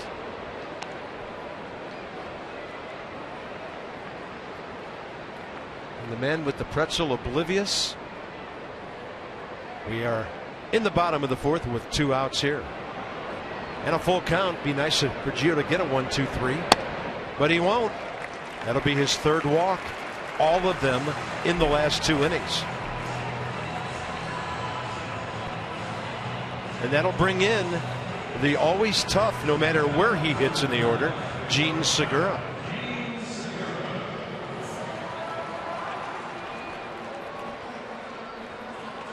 He's had to use that curveball a lot, hasn't he? Yeah, and the changeup too. The curveball's been spectacular, but the changeup percentage up. Usually it's 65% fastball and 14% change. That's how you neutralize some big right-handed hitters. I think, and there's one right there, that it's a field pitch for Gio. When he's feeling it like he is tonight, he wears it out, and rightly so. It's a very good pitch. But some days he just ditches it because he just doesn't have a good feel for it. And Segura swinging from the heels. 0-2, trying to do some damage ahead of the pitcher here.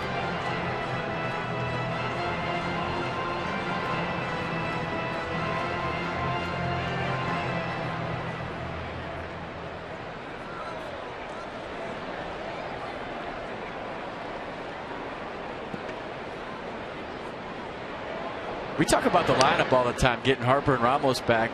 You get 2012 Gio back. Where's the let up in the rotation? Not there. When you have a day off. Definitely not Doug Fister. Definitely not Jordan Zimmerman. Runner going. That was Lobatone late, and yeah, you're wondering what was wrong with the pitch. And Mark Reynolds surprises the Nats with a stolen base, and that is his 5th of the year in 6 attempts. Sometimes the catcher will block out the umpire for the pitch. Let's look at the Reynolds jump. He just guessed and went first move right there, stole it easily. Well, not easily. My bad on that call. And did the curveball come back? It did. Good tag by Espinosa to make that a lot closer than you thought it was going to be. Well, you don't want to give Segura anything. He can drive into the outfield now. That steal changes your approach to this batter, doesn't it? Pitcher on deck, 2 outs. Now a runner in scoring position. With the 3-run lead, I don't think so. Get 2 strikes, go right after.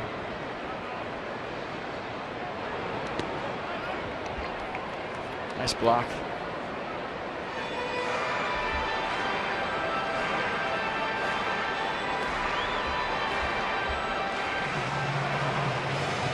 Spiked curveball right there from Gio. Lobatone getting over. Nice job of getting that glove in front of him.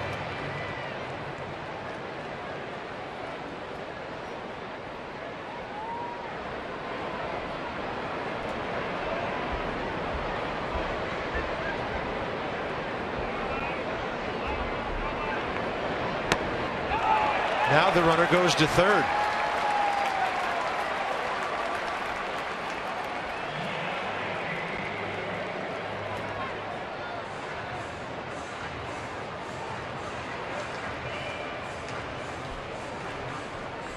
This is definitely going to be a wild pitch, you'd think. I don't know if you look at that in slow motion. It looks a lot easier than it was, but that was a tough pitch to handle. So the wild pitch puts Reynolds at third, 2 outs. Full count to Segura now.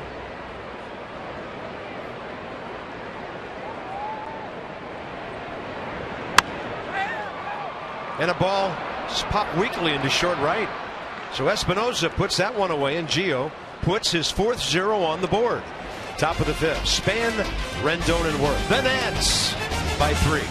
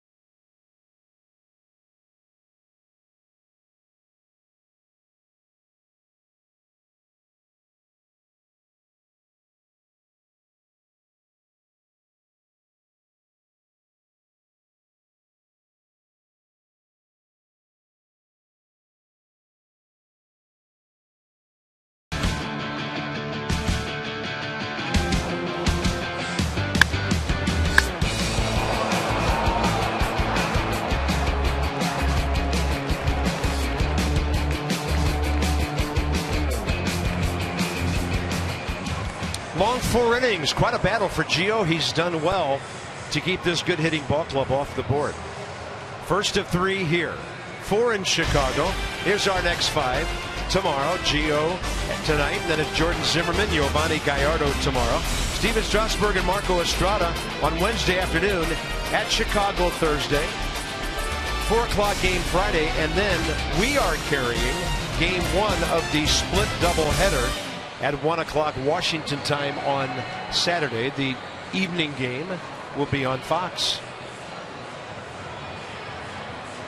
And an off day Sunday because of a pride parade in Chicago that necessitated the Sunday doubleheader. So here we go, top of the 5th inning. Span, Rendon, and Worth.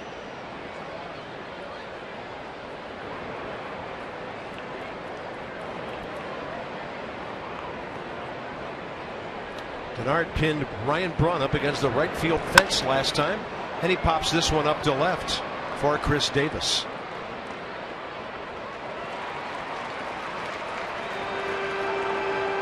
So double header on Saturday. First game's Masson, second game is Fox. You going to go bleacher second game? My plans at this time are undisclosed. I mean, are you that big of a deal in Chicago that we can't tell them? I may be not in Chicago. Oh, all right. I thought it was for security purposes. Well, that makes sense with the off day on Sunday, of course. Nobody cares what I'm doing for game 2. I do. Rendon 0 for 1, a walk and a run scored.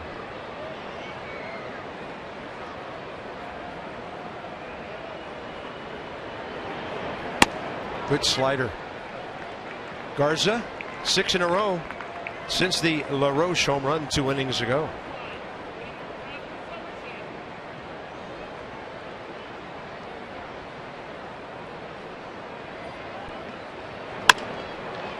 And you get a hitter 0-2, you can throw him your pitch and have him reaching, and that's what Matt Garza did. 2 quick outs.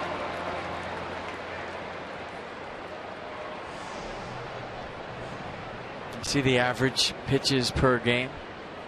But he's a guy that's a lot like Gio with the mechanics. When he's downhill and kind of staying on line, he gets that downward tilt on his fastball. He's far more effective. When he spins out of there, he misses high, and that's when opponents take advantage, just like Gio.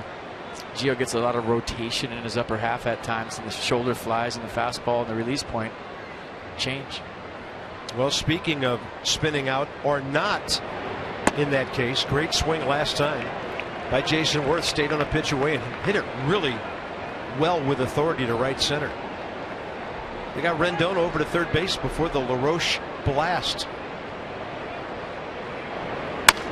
Now he pulls one with authority.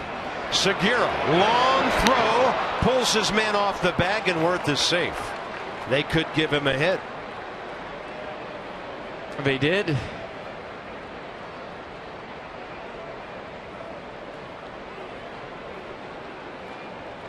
So that could be big. LaRoche gets an AB here. Well, long throw for Segura, and he just a little double tap in his glove might have been the difference. Throw runs up the line. Jason Worth looking like he might have beat it anyways. Watch a little double tap right there. That's all it took. When you go in the hole with an above average runner, you got to get rid of it quick and be on target. And just that little extra hesitation to get the right grip is the difference in that play. Adam LaRoche 2 for 2. And against Matt Garza now career 4 for 5 with 2 home runs.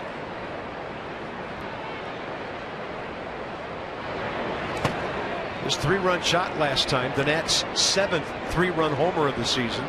They've hit a couple of grand slams. LaRoche previously had a 3-run blast against the Rangers May 31st.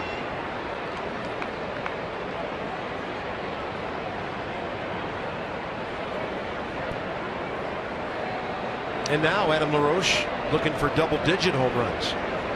It's a breaking ball toward the outer half. It just goes to show you how clean you have to be in the hole. Watch the double tap right here. He goes in, doesn't get it. It takes 2 times for him to get the ball out. And at the highest level, you have to be perfectly clean when you go to the backhand. If you don't, the runner's going to be safe, and that's the difference really between the minor leagues and the major leagues. You know, in the minor leagues, you can, double tap maybe a few times and still get rid of it and get guys with an accurate throw, because the game doesn't move as fast. Not every runner's as fast as Jason Worth, and in the big leagues you have to do it perfect every time when you go that far away. Hitters count. And just up and in a bit.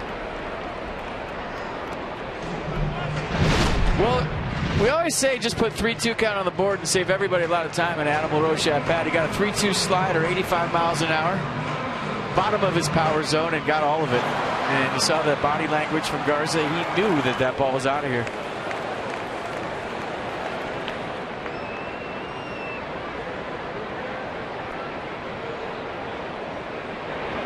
And a 2-2, and LaRoche pulls it right over to Mark Reynolds.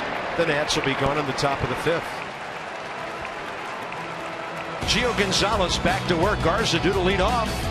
We're just west of downtown Milwaukee. And right now, the Nats on.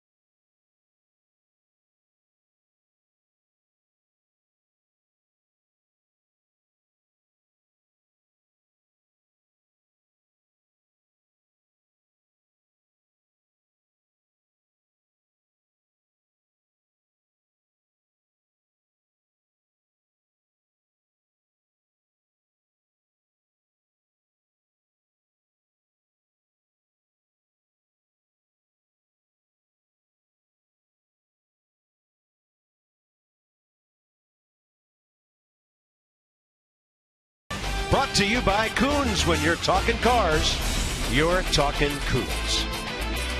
Oh, there's that movie, and Desmond dropped on us yesterday. A fantastic play that was. That was on Chris Johnson for the 3rd out in the 2nd inning.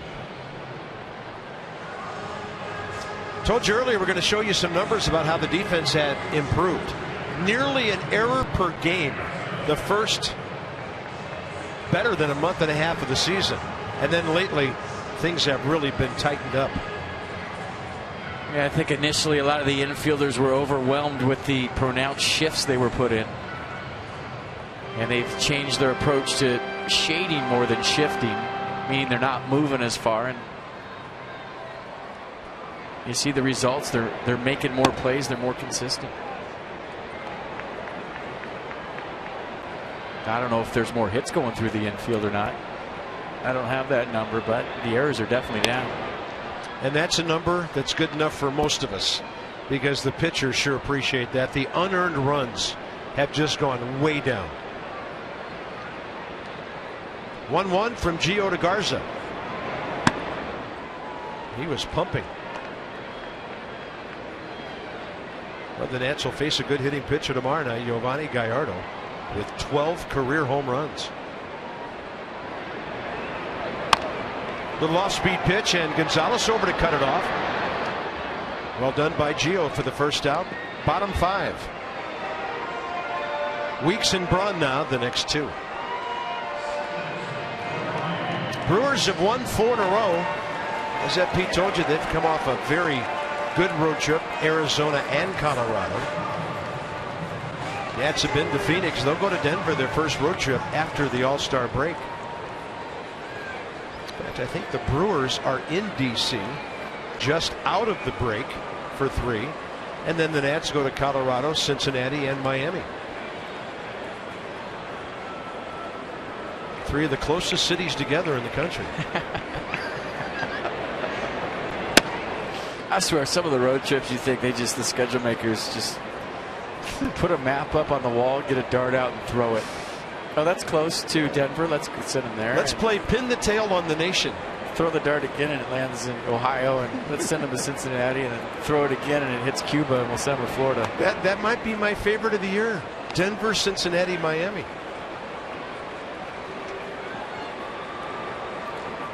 One ball, one strike. Ricky Weeks a fly ball to center and a walk. Well, a lot of pitches tonight for Gio, but he could still get through 6 here. He has an efficient 5th inning. It took him 18 pitches last inning because of the walk to Reynolds and a long at bat by Segura before Gio got him.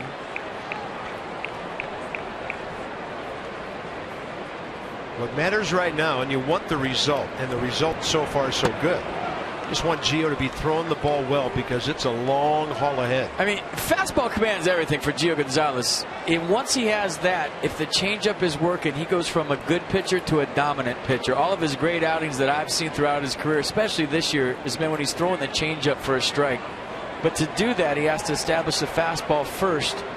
But when he throws the changeup and he's throwing it for strikes like that right there, it is a tough ride for any opponent. And he has got it going on here tonight. Strikeout number 5.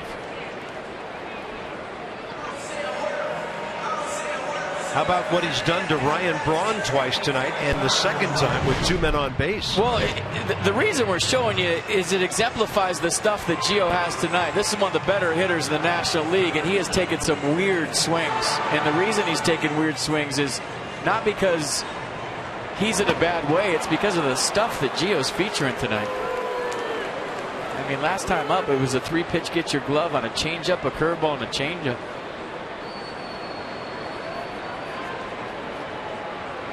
Braun 1 for 8 career against Gio. And he misses with 91 low and in.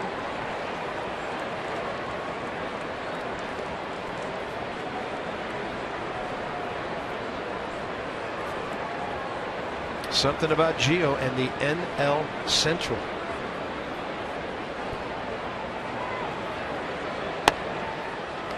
Is it the time zone, you think? I don't know, but it's weird this year. The Nats are 4-10 against the Central. They have winning records against everybody else. 4 over against the East, 5 over against the West, and a game over in Interleague. And ball rocked down the left field line. And Ryan Braun's going to have an extra base hit with 2 outs to get Jonathan Lucroy into the batter's box. That's Ryan Braun's 15th double of the year to go with 3 triples and 10 home runs. Not a bad pitch. 2-0 changeup from Gio down the zone, but it just went right onto his barrel on the inner half. The changeups that he's had success with Braun early in this game were down and away. So the second inning remains his only 1-2-3. Here's Lucroy, who had an epic 11-pitch at bat last time before walking to load the bases in the 3rd, and then Gio got Carlos Gomez to fly out to left. So that was a defining moment for him.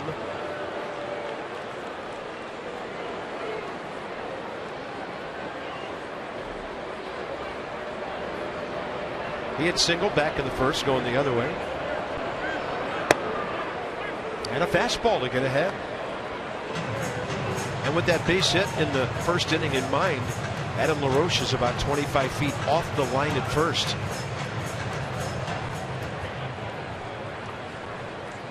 And they were playing him that way before, but I think Adam may be a little further this time. 0-1 the count.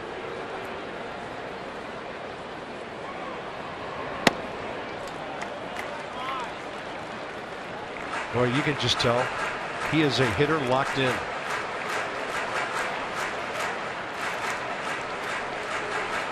'28 multi-hit games this year, leads the National League.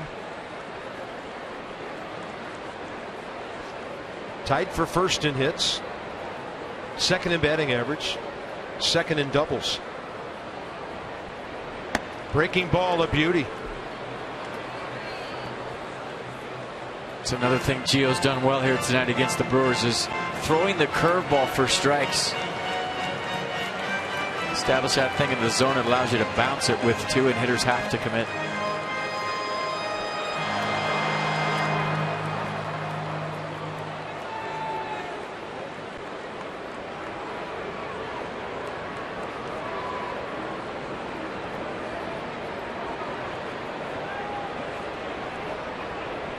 One and two. Fastball up, and a fly ball to right center that'll play for Denard Span. Gio Gonzalez battling and battling through 5 innings in a hitter's park against the second best team hitting in the league.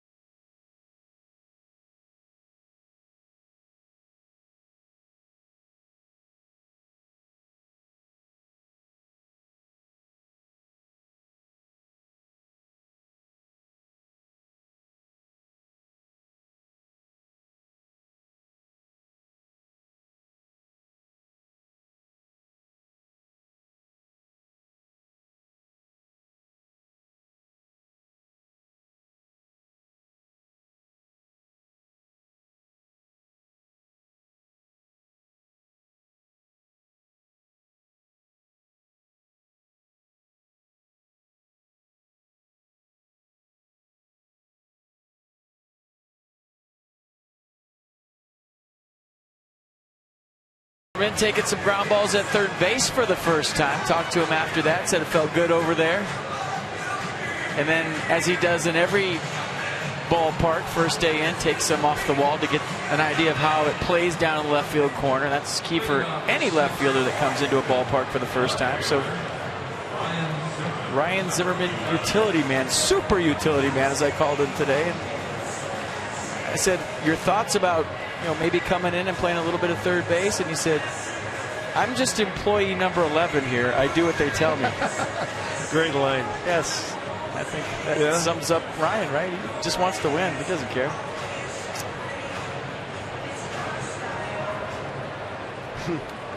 I just work here. Zimmerman 0 for 1 with a walk.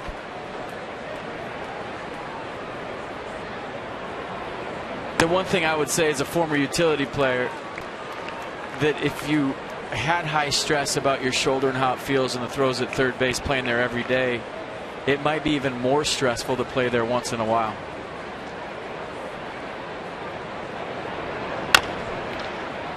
That's a fair ball from near the bag of Ramos Ramirez. 6th inning underway. Nats box, big time opportunity in the second, when LaRoche and Desmond singled around a walk by Zimmerman, but Garza went to work, retired Espinosa, Lobaton, and Gio. Didn't work out for him in the third after Span pinned Braun up against the wall. The Rendon walk, the Worth base hit, and Adam LaRoche straightaway center.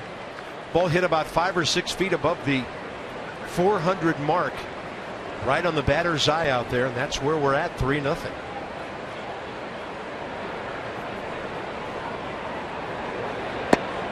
Garza, bunch of first pitch breaking balls here, and he's throwing them for strikes. He's given up only 1 hit, a Worth chopper to deep short, since that home run.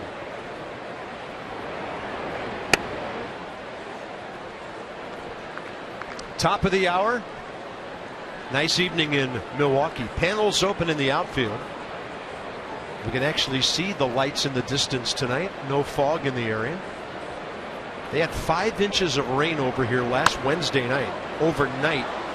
and it caused severe flooding. They couldn't pump water out of the city fast enough into the lake. Big time problem they had here. And the place has been saturated. Somehow I'm thinking they found a way to convert it to beer. Even Miller's tanks were full.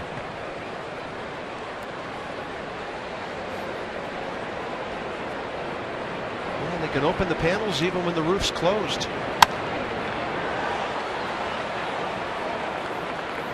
Man, when it's a Sunday afternoon here later in the summer and it's hot, this is an absolute launching pad.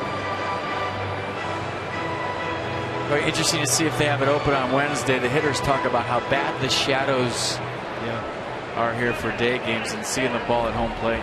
Well, where you're looking at those windows, first base, the sun comes right through there late in the afternoon. Somewhere in the Nats clubhouse, Steven Strasburg is saying, yeah, I think they should have the roof open on Wednesday. Pray for sun. I'm all for that. Then it's on to Wrigley. Yeah, looking from left field through those windows is right out to the west here. And it is brutal.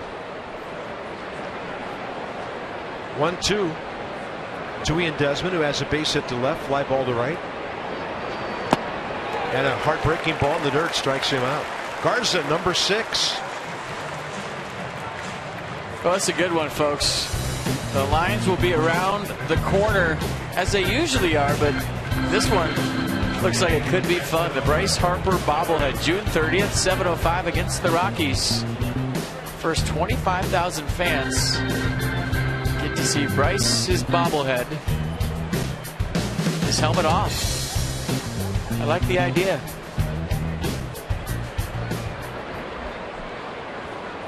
He could be in the lineup.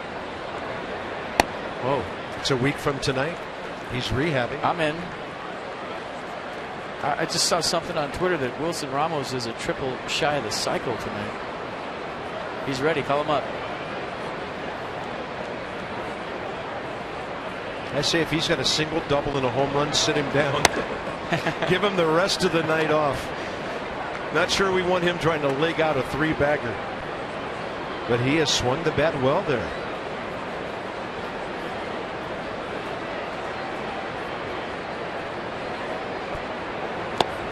Garza, some kind of breaking ball going right now. Everybody thinks they can get to it, and it's just falling right off the table. Well, it's a big league veteran adjustment that he's made out there after he had a rocky couple of innings. Second inning rough, but he got out of it. In the third inning, he was trying to wiggle out of it, but Adam LaRoche got him for a 3-run jack. He's trying to retire his 11th batter out of the last 12. He goes with a fastball. That was a late swing by Espinosa just to stay alive. Matt Garza, career 71 and 71. His 207th start. Career earned run average 3.85 coming in. Pitch count could keep him around until his next at bat comes around, and that still could be 2 innings away. Milwaukee's pitching staff, 3.64 ERA. That's 9th in the National League. So they survive on adequate pitching. A good closer in K-Rod, Francisco Rodriguez, who leads the league with 25 saves. But he, that's Rick Kranitz alongside his manager there, but he kind of tweaked his ankle a little bit in Colorado over the weekend. I heard he was going to be off today. Yeah, Will Smith would be their closer if it happened that way. But evidently K-Rod, after going Carlos Marmol for a couple of years and unable to control that slide, that big curveball on the slider, has done a great job for Ron Renicky. They're 47 and 30. Oakland is 47 and 29.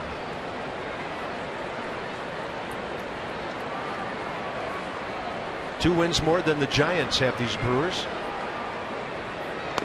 Espinosa on a pitch up, strikes out. So that is 11 of 12 for Matt Garza. Strikeout number 7. Gio has to continue to be tough.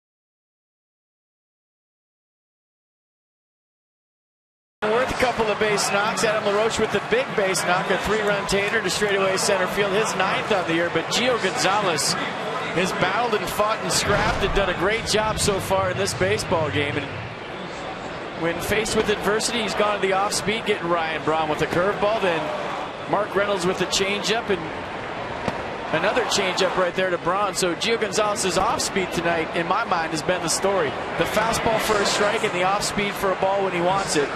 But he has been dominating here, and the bullpen for the Nats, the same. They've been dominating all year. Matt Sedan has a little bit more on them. Guys, Craig Stammen, a guy who probably doesn't get nearly as much credit as he deserved, worked 3 of the 4 games in the National Series against the Braves. Thursday, he worked the 9th inning in a loss. Friday, he pitched the 8th and 9th, kept it a 2-run game, allowing Anthony Rendon to tie it in the bottom of the 9th. Sunday, he came on in the 6th, got out of a jam, then worked a perfect 7th. Not many relievers provide that type of versatility or allow their managers to go to them in such a wide variety of roles. I asked Matt Williams how that impacts his usage of the bullpen overall. He said Stammen's resilient. He can throw 30 pitches and then be able to go the next day. But the Nationals also trust him in late game situations with the game tight. He's not just a typical long inning reliever, guys. He also doesn't care about what inning it is. He just cares about doing his job, getting outs, and passing the line to the next guy. Thursday night, Stammen 17 pitches, 12 strikes. Friday night, 19 pitches, 13 strikes. And then yesterday, Craig Stammen goes 15 pitches, 11 strikes. He got the night off Saturday thanks to Fister. But there's a theme, right? Ryan Zimmerman doesn't care where he plays. Craig Stammen doesn't care where he pitches. Everybody all in to win, and they don't care about themselves a lot. Tell you a lot about this ball club and how they think. Gomez on 3-1. What's he doing with a 3-1 count? And that was right in there. Count goes full. Carlos Gomez trying to walk. Nissan will track it. Well, 72 strikeouts this year, but he does have 23 walks, and yeah, he was going for 24, but that's not going to happen. Nope. Rendon throws him out. Carlos Gomez, with an 18-game hitting streak, is 0 for 3. 35-game on base streak, and he hasn't reached yet. A hit in the first by Lucroy, a hit in the third by Segura, and a double in the 5th by Ryan Braun. So Gio's been on the stretch quite a bit because he's given up 3 walks, but he's had nights like this where command may not be where he wants it to be, but he remains unhittable. Aaron Barrett. Now, we talked about it in the Open tonight. These are the kind of teams that Gio Gonzalez flourishes against. The Oakland A's of the world, they give him trouble because they're going to take a lot of pitches and go deep into counts. When Gio's effectively wild, it's against very aggressive teams that are going to force the issue, and you've seen it time and time again from the Brewers here tonight against Gio. They're not trying to work walks, they're trying to do damage. Those teams frustrate Gio, the ones that are patient. And he loses the release point on that curveball. 2 balls, 1 strike. Aramis Ramirez has flied to left and struck out swinging. Former Nat Tom Gorzolano. How good was he 2 years ago? Very. They have Zach Duke in their bullpen as well. Sidearm Zach Duke. Wait till you see that. Yeah. 4 lefties, 4 righties, an 8-man bullpen, and only 4 guys on their bench. Ramirez swinging from the heels on 3-1. Sidearm Zach Duke, that's 4-0 with a 1.53 ERA. He was a non-roster minor league invite to camp. Good for him. And he has flourished in the Brewers bullpen.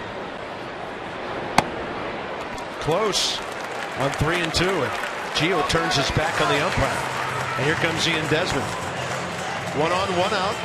Chris Davis coming up. Ian Desmond comes in minor emergencies. If it's a 4-alarm blaze, it's Adam LaRoche. So Ian Desmond just comes in real quick to tighten him up. But when the wheels are coming off and it's code 3, it's that guy right there. Every fire chief needs an assistant. Yeah. I mean, he would calm me down. I need him up here in the booth sometimes. No. Yeah. Let's make a trip to the booth. Hey, you all right, partner? That's what he calls me now, by the way, partner, since he came up to the booth with us that day.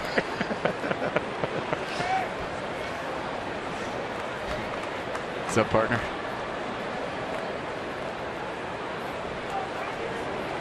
Chris Davis, 2 ground balls to Rendon. Man, these guys take some swings. Davis has hit 13 home runs. You can see the approach, and the bottom hand comes off the bat. He swung so hard.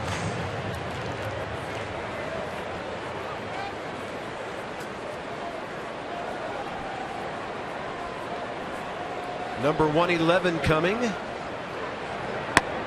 And that's perfect, tailing to the outside edge. 1 ball, 2 strikes. Chris Davis has hit into 7 double plays this year. Gio at times not really a double play guy. It's that curveball down in the dirt. Somebody might hit one at somebody. But that pitch is up. And it's over to the what they call the loge level here on the right side. It's a great yard. Capacity 41,900, just a little bit bigger than Nationals Park. 2001 Miller Park opened up. And a 1-2. I was talking to Adam in batting practice today. And I hope you guys realize how spoiled you are in this ballpark. I said the old ballpark had lips on the infield where the grass met the dirt. The infield was actually not level at times. The outfield was hilly. And then this place is Augusta National compared to the old place. County Stadium was rough. That's a breaking ball that gets a grounder. Espinosa will turn the 6-4-3. Ian Desmond got it going, and Gio Gonzalez, 6 of the gutsiest innings we've seen this year. These middle infielders are really something. Danny gets rid of it in a flash.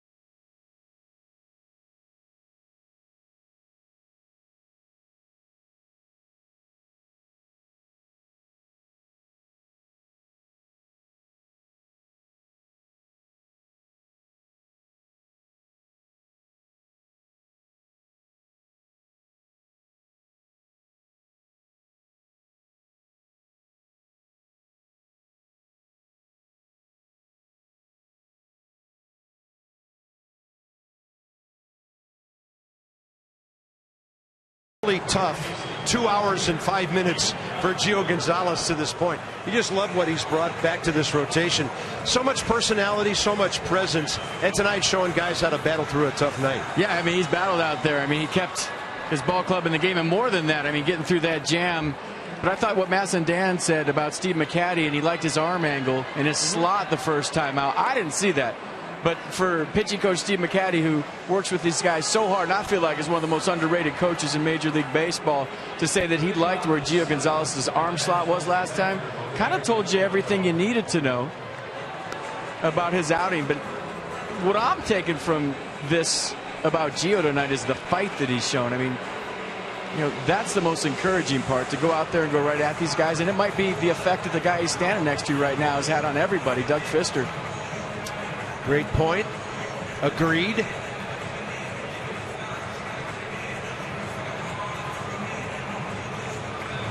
And for Gio, 114 pitches, 68 strikes.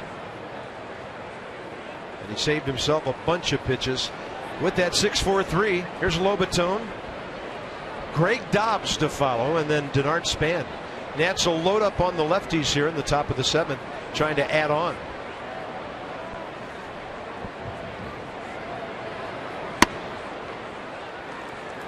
You know, I don't know a lot about pitching and really don't pretend to know a whole lot, but if I was on the Nats staff and I saw how Doug Fister went about his business, how he attacked hitters, especially in his last outing against the Braves.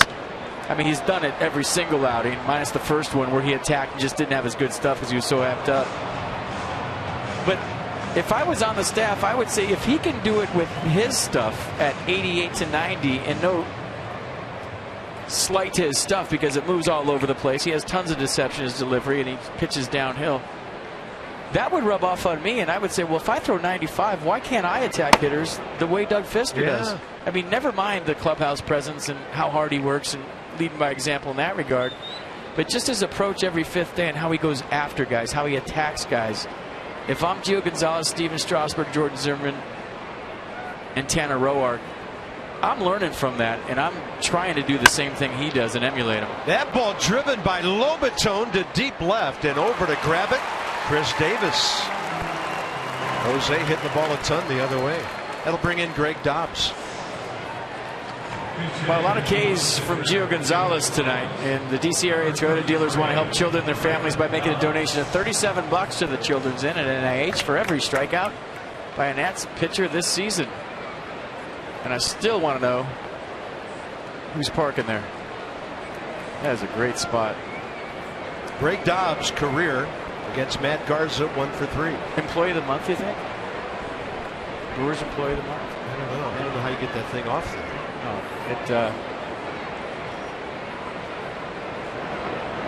It's an elevator deal.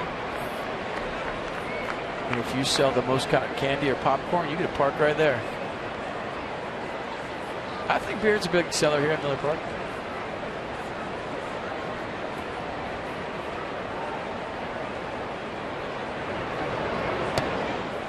Two balls and no strikes to Dobbs.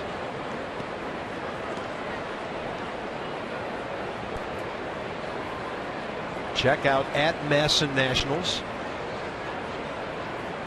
You could dine with the GM.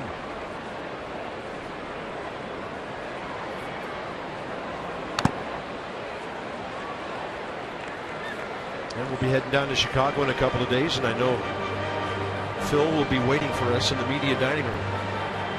Mike's brother Bernie here today with his family. This little Midwest swing where the Rizzos get to reunites and hang out.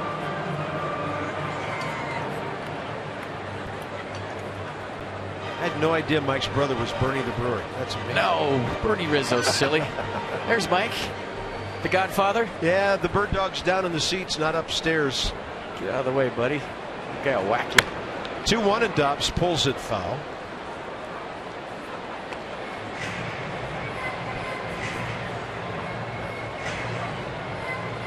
So Gio Gonzalez, 6 innings, 3 hits of shutout ball, 4 walks, 5 strikeouts, a wild pitch, a double play ball, 114 pitches, 68 strikes. Saw a different Gio getting off the bus today too when we got to the ballpark. Usually, you know, Gio's the kind of pitcher that'll talk to everybody on game day. He had his headphones on, focused, didn't say a word off the bus, through the tunnel all the way to the clubhouse. And half of that's probably he didn't want to talk to the broadcast team, but the other half he looked really focused. And you saw it here tonight. In. You're right, locked. He was the same way when he got on the bus at the hotel. 2 balls, 2 strikes. Greg Dobbs looking for his first pinch hit in a while. And he will bounce that one over to Ricky Weeks. 2 outs.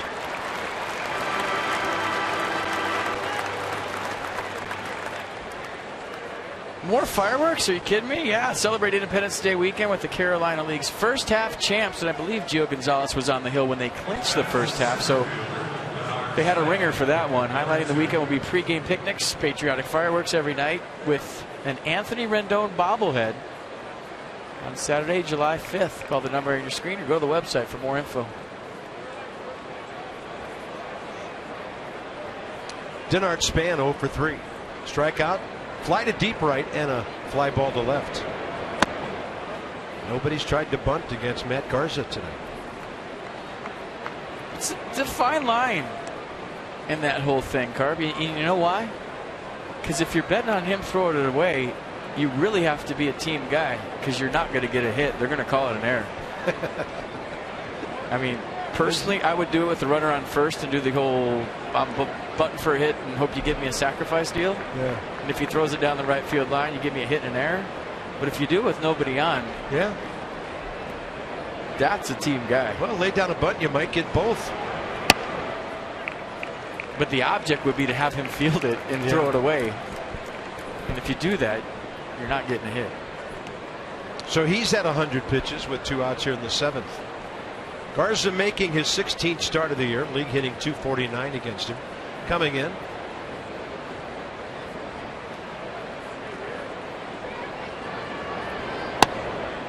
And he'll miss low to Denard Span. 2-1.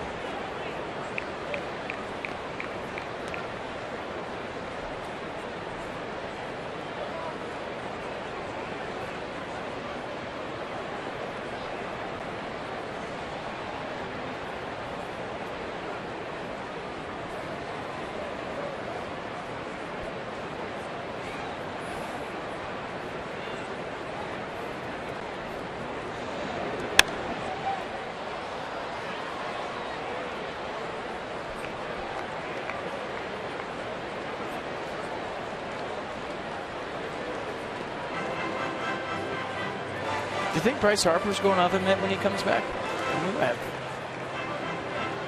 Interesting, yeah. 2 guys with 6 fingers playing at the same time. Don't hose down the base paths. By the way, the Marlins are in the 9th at Philadelphia tonight, leading 4-0. Bake sale will be a good fundraiser.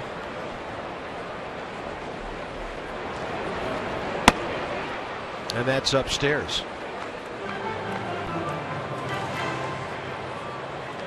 Atlanta not playing tonight, so the Nats could lead by 2 at the end of the evening.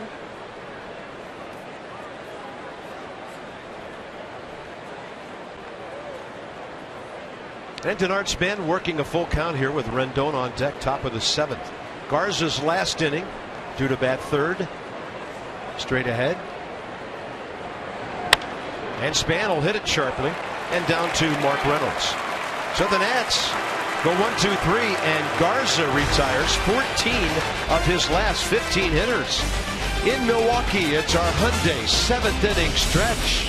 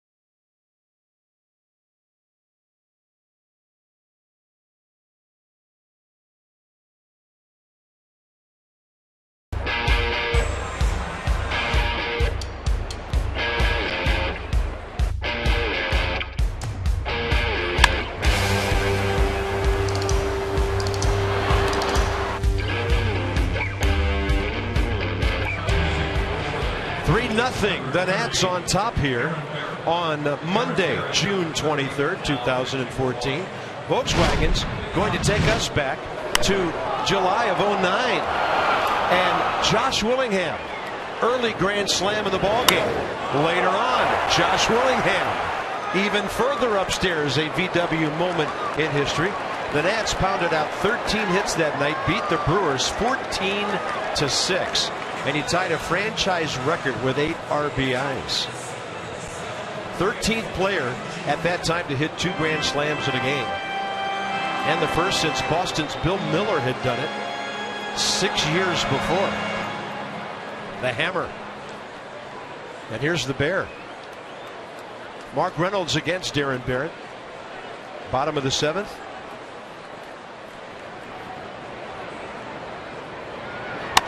And a fastball up. Mark Reynolds was first pitch pumping. That's so key for Aaron Barrett to throw that fastball for a strike early in the count to get to that nasty slider he has. Fastball in the mid 90s. Slider in the upper 80s. Mid to upper 80s. Brewers obviously seeing him for the first time live. That is 95 blasting in there. It's a big assignment for Aaron Barrett. He is getting the 7th inning with a 3-run lead.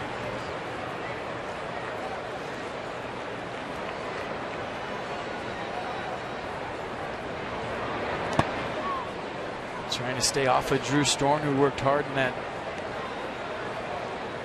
Braves series.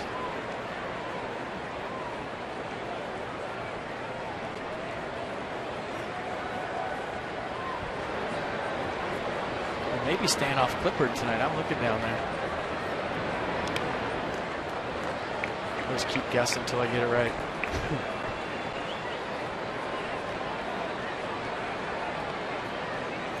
Clippard's getting loose with his routine.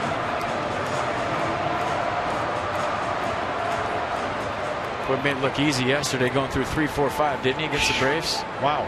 It was not that easy. 11 pitches, 8 strikes to get Freeman, Gaddis, and Hayward.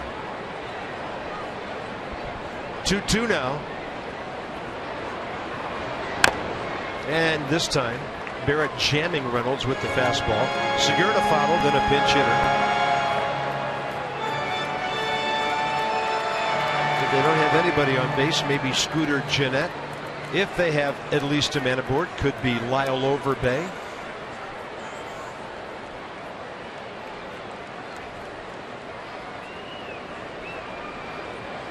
Target right down the middle. Oh, look at that slider. Mark Reynolds can only tip his helmet and walk away. That was nasty.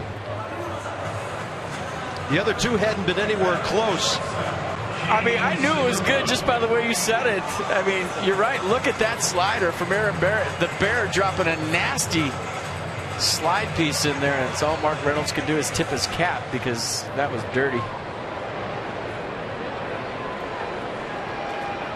There'll be a day in the not so distant future when Aaron Barrett is pitching the 9th inning with a 3-run lead. And you can quote me on that one. It's going to happen. Gene Segura 1 for 2 tonight.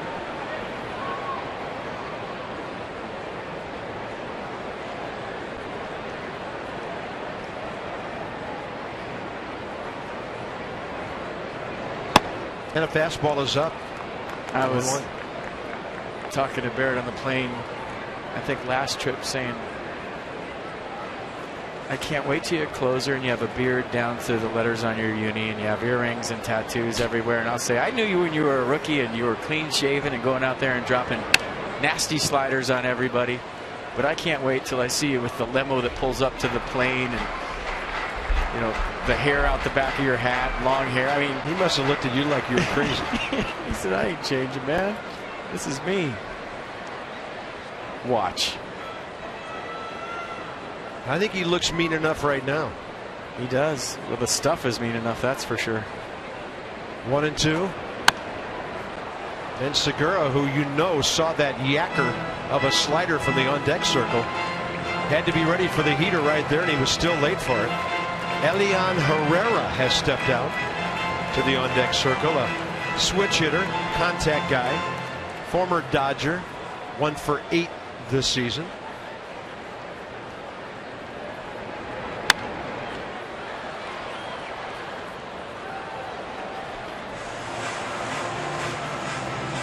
Nats fans already got T-shirts that have the bear on it. He's got his own T-shirt. They love him. That's huge, and for good reason.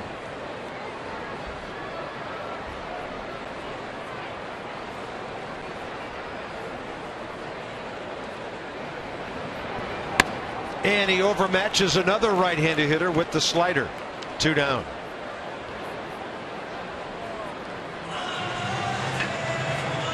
Now 85 miles an hour. Watch this one. Just disappears. It has to be tough to pick up that rotation in the box. You see it right there. It's a great shot of it. And Segura right over the top of this one, maybe thinking about a fastball. Got the slider.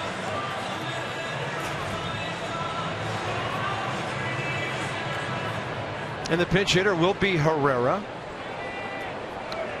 29-year-old switch hitting infielder outfielder who had only 8 at-bats for the Dodgers last year. Played in 67 games with them the year before that. And a check swing and a foul. Right now in the Brewers dugout, guys are talking, saying, who is this guy? And they haven't seen Aaron Bear yet. You get scouting reports all you want, but until you see somebody firsthand, it's a different story.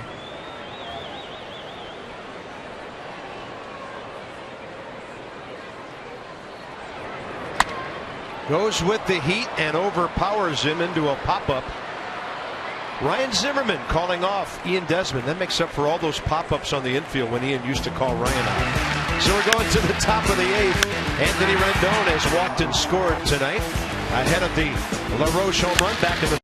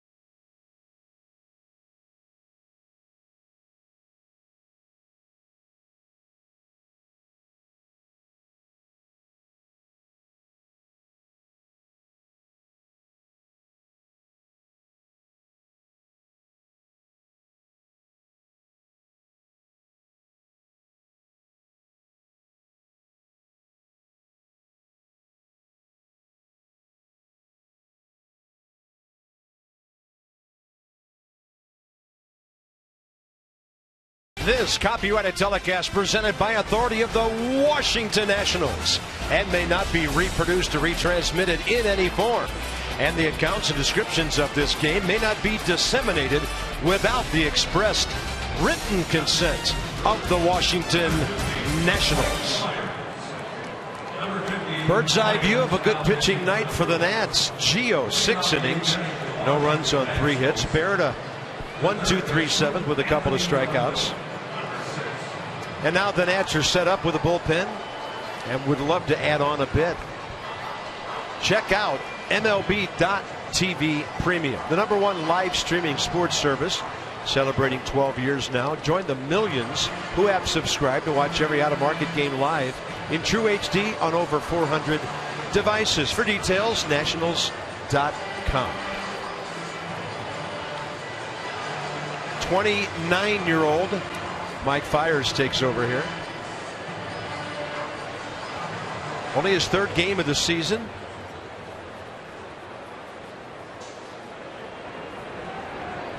And he was called up from Nashville on June 8th. 6-3. He was a starter down there. He's done some starting for the Brewers in the past. Working out of the bullpen now, down by 3, trying to keep it that way. And Anthony Rendon takes strike 1, bottom of the 7th underway. Yeah, 4-pitch guy, fastball, cutter, curveball change. Cutter at 85, kind of a slider thing, and his fastball 89. Rendon faces him for the first time. That was it right there.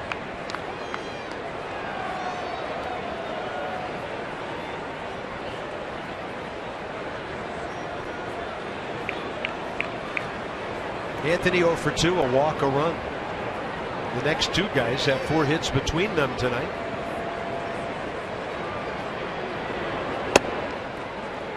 And that one cutting its way outside, 2-1. I think I guessed right because I see Drew Storn up in the Nats bullpen, and they are going to stay off Clipper tonight. And an insurance run right here would allow the Nationals to stay away from Soriano, who they've used for 2 consecutive days. So maybe Storn for 6 outs. We'll see. Yeah. Depending on how the 8th inning goes, I think. Yeah.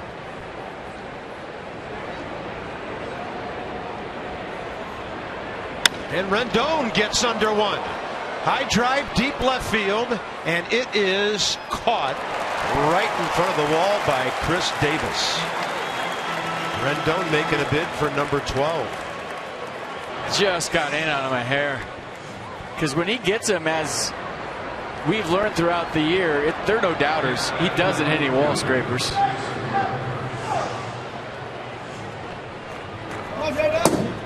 And he knows he just missed it.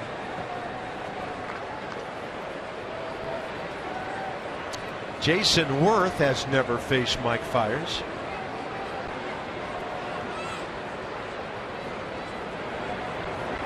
I didn't think I'd ever be saying that about Anthony Rendon, that he hits no doubters, but he does. I mean, he got, you're right. got strong in the offseason, really committed himself to gaining some weight in the weight room. It was goal number 1, and we saw the first time we were in Vieira for spring training how much stronger he looked, and the ball was making a different sound coming off his bat in March. '86 right in there. 1-1 to Worth.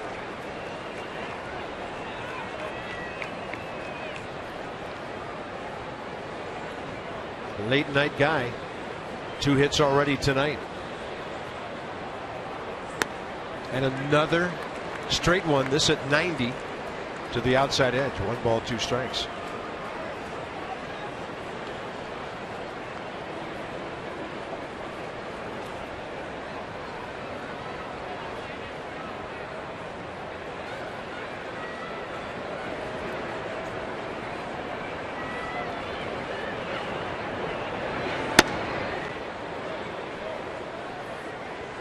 This guy's got a tiny bit of Walden in him, the way he delivers the baseball.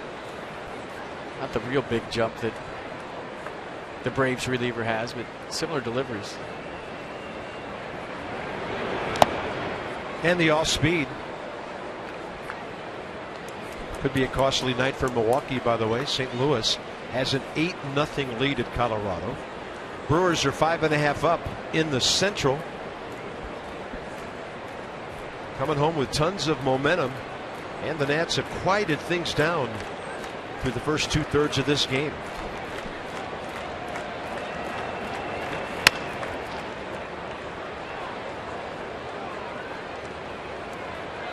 Pretty good job of reaching that to foul it away for Jason Worth. That's a nasty pitch right there. Or a change up that.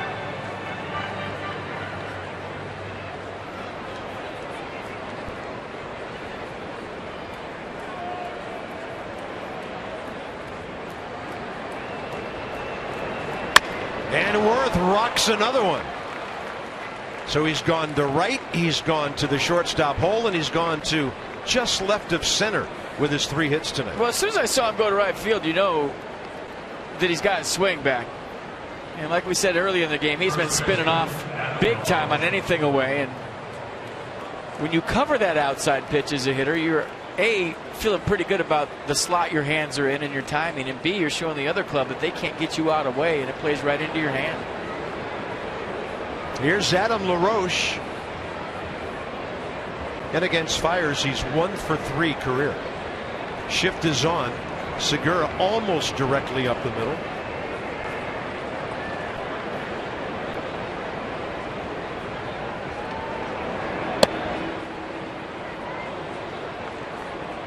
Adam a 2 for 3 night, batting average from .305 up to .310. There's the shortstop right behind the bag.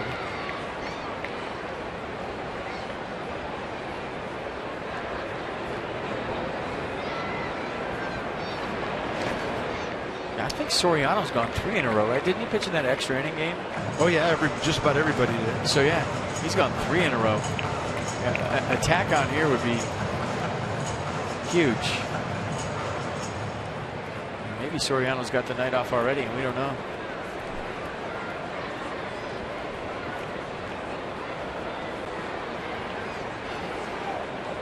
Two and 0 to Adam LaRoche. Look out here. And he takes 89 that was tailing to the outer half.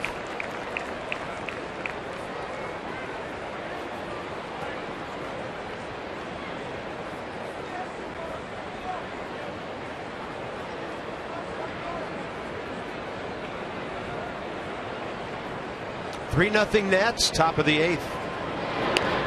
I think Adam just filled his daily quota, by the way, and they're telling me that that ball was outside on pitch track. So his daily strike away, that's not a strike.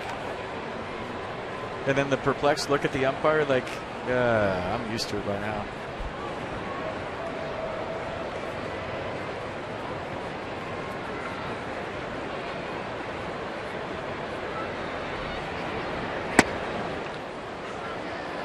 Three and one. Well, great take. Just give you an idea how he's seeing the baseball. 90% of guys ahead in the count 2-1 swing it down. I don't care how locked in you are. That was a strike for about 58 feet. A little throw over, and Jason wasn't even off the bag.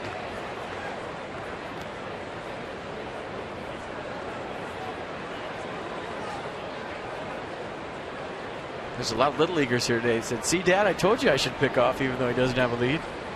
That's what just happened.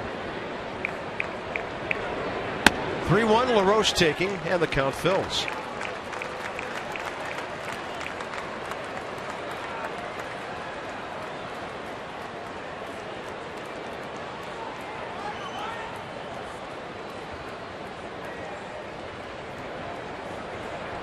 Well, you'd think Worth would be running here. Such a good base runner. A good time to send him. 3-2 up by 3 runs, 1 out. You're betting on LaRoche putting the ball in play hard somewhere. Good knowledge of the strike zone.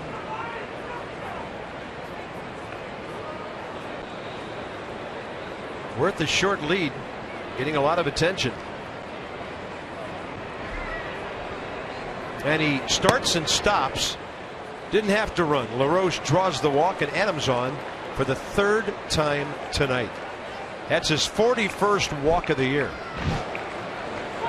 Well, that's the difference in the ball game. 3-2 slider. Down in the zone. Digging it out. Good low ball hitter. Always has been. Creates that unbelievable amount of backspin with that finish he has. Bunch of high fives in the third base dugout. But another 3-2 count to Adam LaRoche. What new? This time he walks. Here's Ryan Zimmerman with a walk 0 for 2 career against Fiers.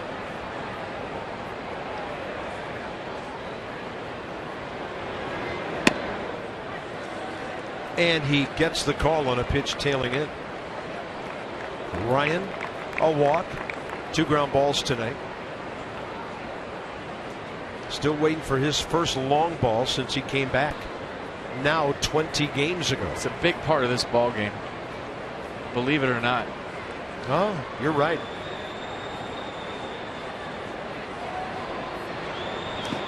Great job of laying off the curve to even the count 1-1. Small ballpark, a 3-run lead isn't a 3-run lead when you're talking about a Cincinnati, a Milwaukee, or a Coors Field. You obviously want more runs and to add on right here. We already discussed the bullpen situation.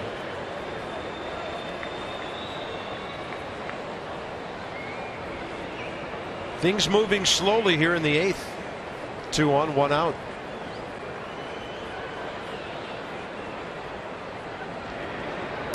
And that fastball not that close. Ball 2.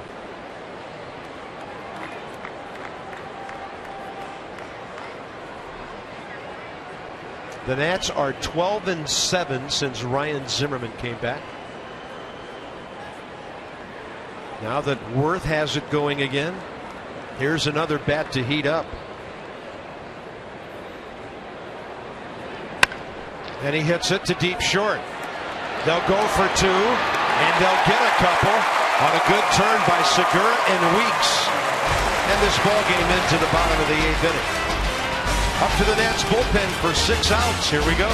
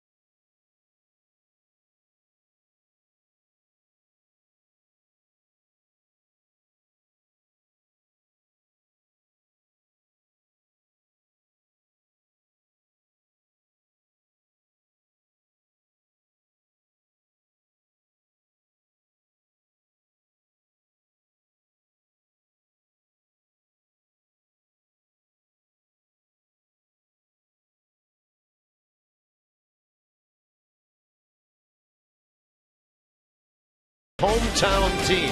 Well, from his own state anyway.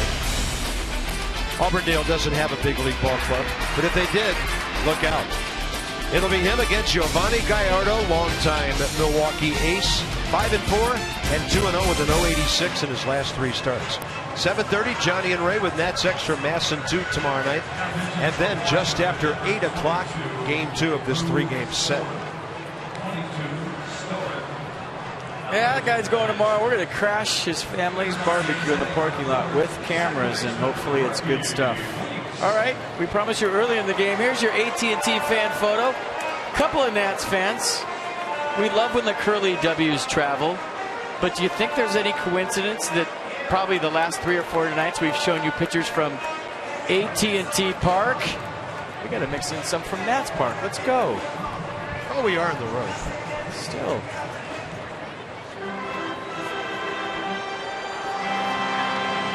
Drew Storen, 29th game. The last time he pitched was in the Friday night marathon. He gave up a hit, a strikeout in a scoreless 7th inning. Only threw 9 pitches, 7 strikes. So he's good to go here. And Ricky Weeks, who's 1 for 2 career against him with 2 walks, leads off for Milwaukee, bottom of the 8th.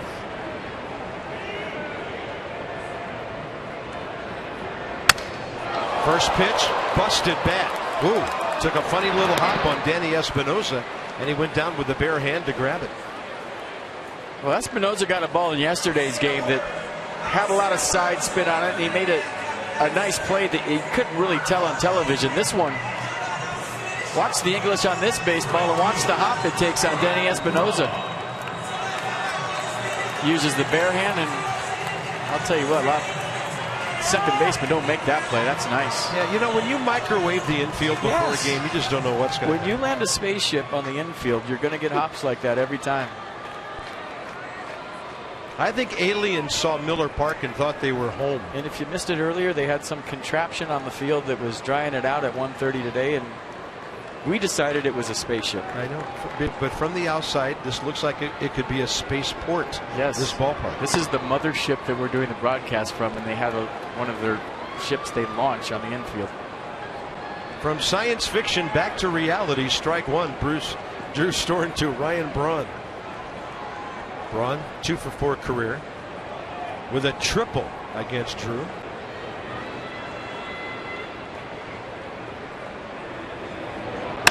Good slider. Down and away. Desmond right there. Low throw picked like it's nothing by Adam LaRoche. 2 down. You land this thing on the field, you're going to get bad hops every single time. See, and then that guy on third base, he's frozen in time. He can't even move. Yep. There you go. Aliens. No doubt about it. And I think that's their landing strip they come in on. Or leave out the windows. They could go up on that too to leave the mothership. That's the stuff you hear when you tune into a Nats broadcast. It's imagination you can't get anywhere else. Here's Jonathan Lucroy. 1 for 2 with a walk. And Drew Storen on the attack. Look at the sink and the run on that 94.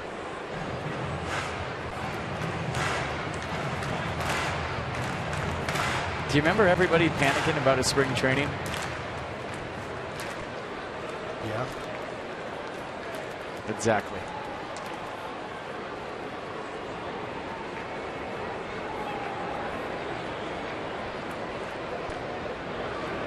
Lucroy, 2 for 6 career against him.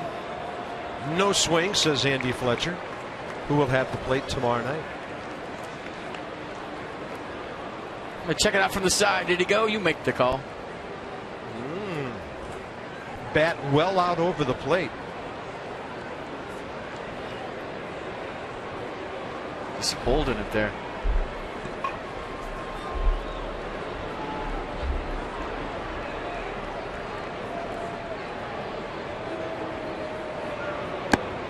I was talking about Jason Giambi being the best I've ever seen at holding up his swing, how it takes a strong man. I left out Mark Grace in that. Mark Grace, when he used to check swing, would walk toward the pitcher to create the illusion that the bat didn't go that far. So in the middle of his check swing, he would hold it there and then just start walking toward the pitcher, and he would always get the safe call, never get the strike call.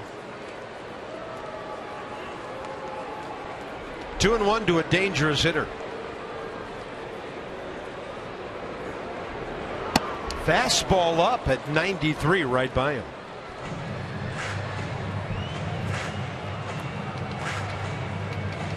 Little challenge heater up in the zone. 93 coming right at you. Heads up. That even looked fast in slow motion.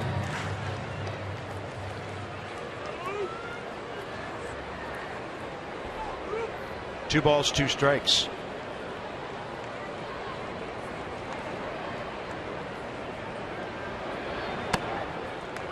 That's a changeup.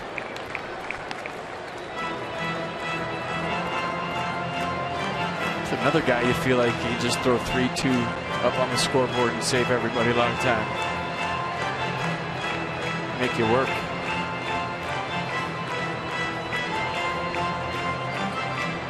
Nationals 3, Brewers nothing. They've about hit Milwaukee 6-3.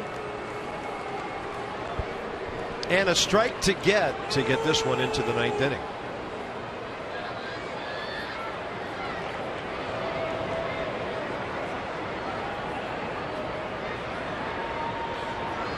Fastball away, and Drew Storen's got the comebacker. Very impressive 8th inning. Barrett before him. Gio for 6 before them. The Nats by 3 now into the 9th.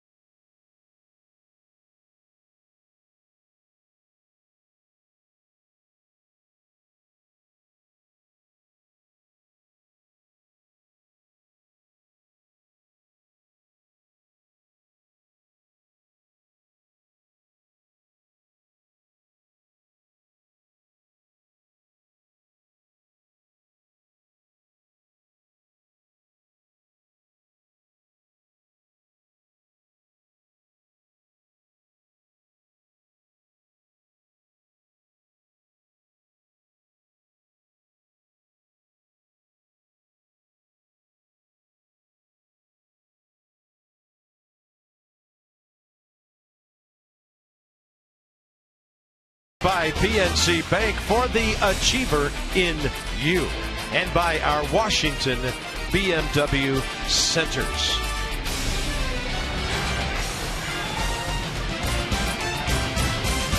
A row of Nats fans with a couple of Brew Crew folks mixed in, and this one to the top of the 9th inning. Here's Tom Gorzolani. How's he doing for the Brewers this year? Well, it's only his 3rd appearance. A guy who can give you a lot of innings and be a mainstay of the bullpen when healthy. Left shoulder surgery during the offseason. He's only been back in the big leagues for 9 days after making rehab appearances down in Brevard County, a ballpark he knows well, and AAA Nashville. Yeah, left shoulder surgery. And he's back in the big leagues. And the fastball a tick down at 89. It was 91 last year. The slider at 79 and the changeup at 83. And he was a good Nat. Very good. Pitched in 30 games, made 15 starts for the Nats in 2011, going 4-6. And then really found it in the championship season of 12 when he had an ERA of 2.88 in 45 appearances. And he struck out 62 in 72 innings. Facing Ian Desmond, who's 1 for 4 career against him, with a base on balls, and it's outside.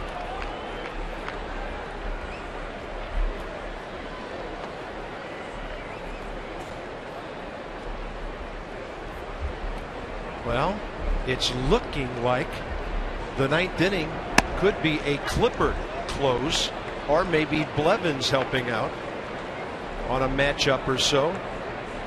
The two of them are throwing. Blevins with a 4-run lead, Clippard with a 3-run lead. Yeah, you would think. Tyler Clippard, no stranger to saves. More on that if and when it happens.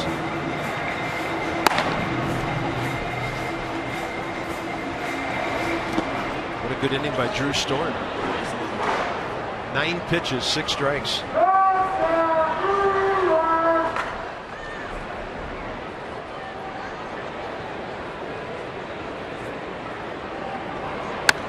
And Desmond fights off a 2-strike curveball. Ball game 2 hours and 15 minutes old as we hit 10 o'clock here in the Midwest. There'll be a time later on in the summer when it's barely dark by now here at this hour. Nats here toward the end of June, and then on to Chicago. And a good eye by Ian Desmond takes it 2-2.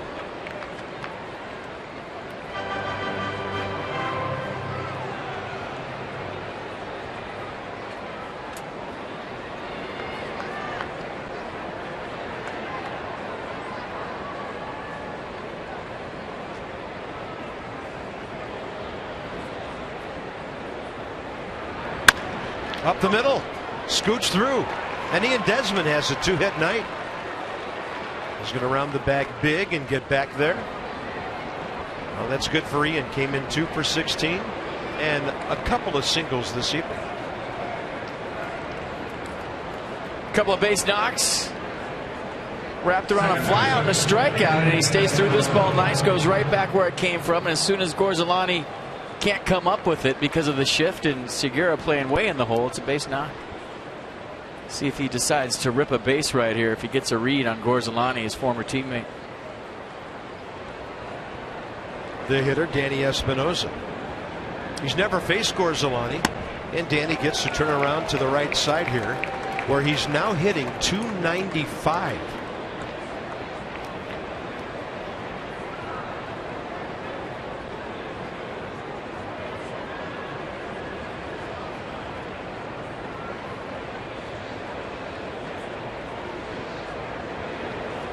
Well, every time you say that, and I know fans are thinking, when's he going to hit just right-handed? But he wouldn't hit .295 if he hit just right-handed, because there's an adjustment process for a kid that's switch hit his whole life on the ball coming out of the same side you're standing on for the first time and everything moving away from you. Whereas a switch hitter, the arms on the other side, and everything moves into you for the most part, unless you turn over a nasty changeup or you got a nasty sinker. Is that something that you could get used to a certain extent if you had the time during the off season to do it? I don't know how you replicate it. I really don't. I think how do you simulate game conditions? You just got to jump in the fire if for whatever reason someday he or the Nationals decide to make him a right-handed hitter. Shane Victorino did it very effectively for the Red Sox last year. But it's not as easy as just going, well, why doesn't he hit right-handed? He'd hit 300. Well, no, he wouldn't. But maybe over time he would. And if that guy hit 300 with his pop from the right side, my goodness. That little guy just took that ball right away from a man much older and bigger, and he should be smiling. 1-2 here in the ninth with the leadoff man aboard.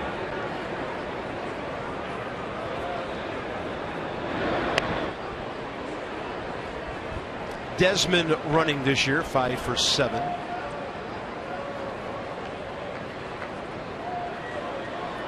Good part of the crowd of 31,102 left at the end of the 8th inning. Espinosa on a breaking ball strikes out. Danny 0 for 4 with 3 punch outs tonight, and that'll bring in Lobatone to bat from the right side.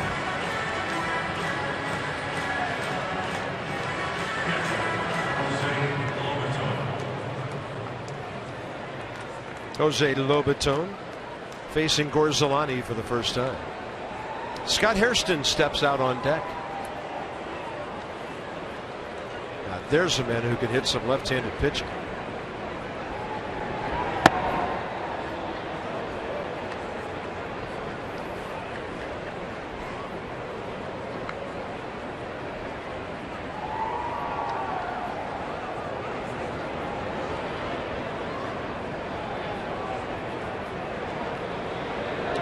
Desmond going, and a great jump. He didn't know he didn't need to slide, and he rips his 6th bag of the year. Well, 14 more bases to go and 6 more home runs for the 3rd consecutive 2020 season. He gets a great jump right there in Gorzolani. So Tony Tarasco doing a nice job of helping Ian Desmond get a read on the lefty.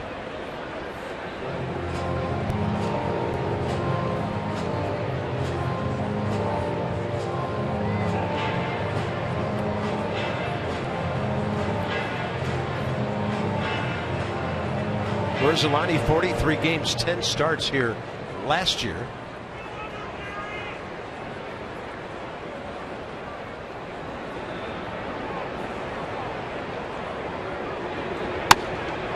And look out, a screamer right over the dugout.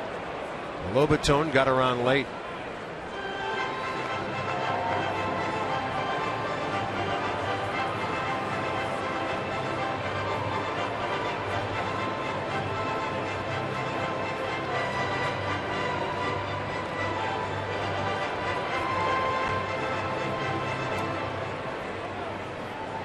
Got an older gentleman right in the arm. Ricky Weeks trying to keep Desmond close at second. And a good take by Jose upstairs, 2-2. The Nats are trying to get their road record back to within 1 of the 500 mark. Trying to go 5 over with their 40th win of the year.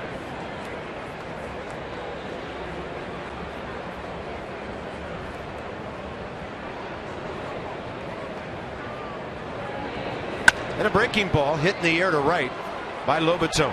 Braun moving toward the line, and Desmond will tag and easily go to third base on the 2nd out.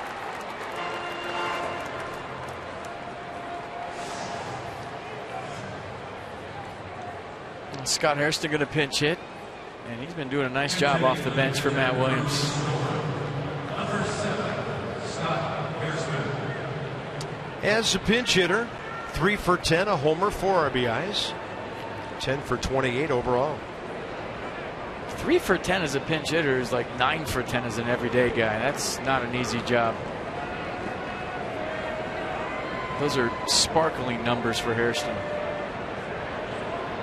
And he has 3 career hits against Tom Gorzolani with 2 walks, 3 for 15 with a double.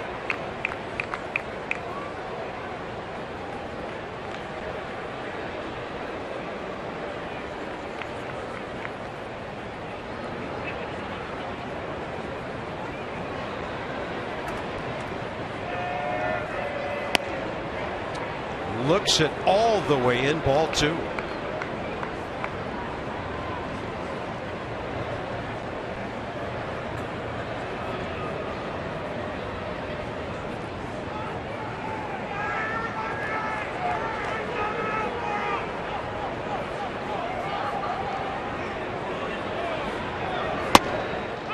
And that went at the knees.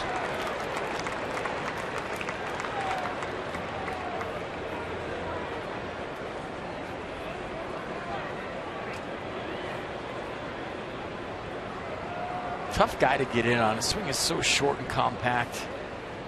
We talk about how Rendon is quick A to B. So is Hairston.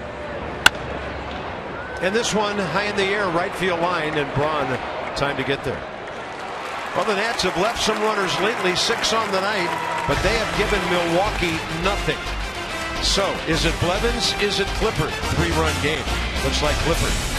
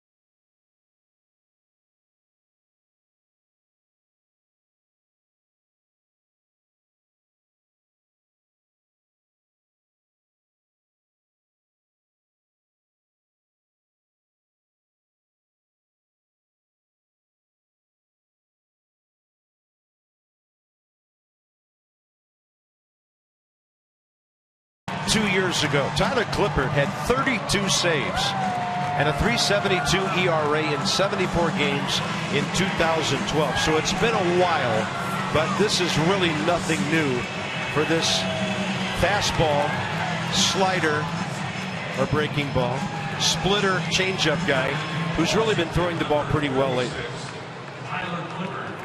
Well, just to give you an example about how much confidence Tyler Clippard has in his split, last year was a pitch he used 0.7% of the time. This year he's used it 9% of the time. He's gained confidence in it. It's actually become his out pitch, where if you remember in 2011 it was the elevated fastball. He would get guys to chase up with 2 strikes. 2012 it was the changeup for the out pitch. Last year he used both kind of on and off depending on what he had a feel for. And this year, for the most part, I've seen the split finger a lot with 2 strikes, especially lefties. Carlos Gomez, 2 for 5 career against Clippard with a triple and a walk. Gomez, Ramirez, and Davis 4, 5, 6. So the good news is Braun and Lucroy retired last inning, but 3 tough hitters here. And that looked like he swung at a changeup that almost hit him.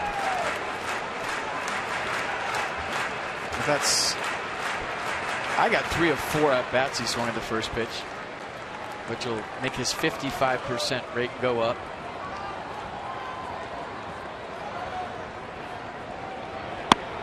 Yeah, that fastball looks hotter than 92 after that changeup.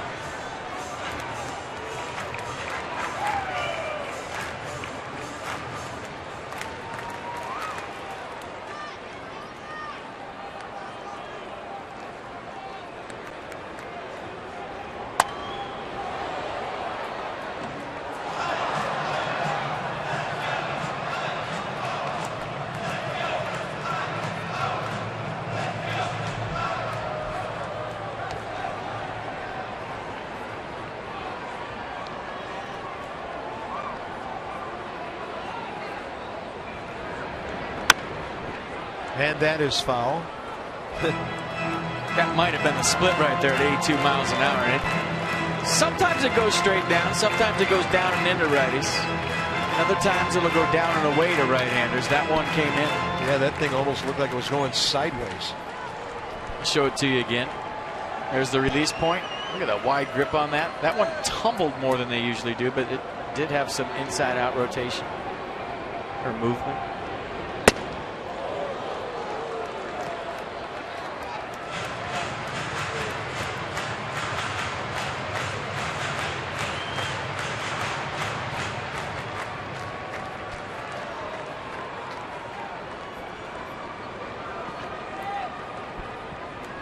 One ball and 2 strikes.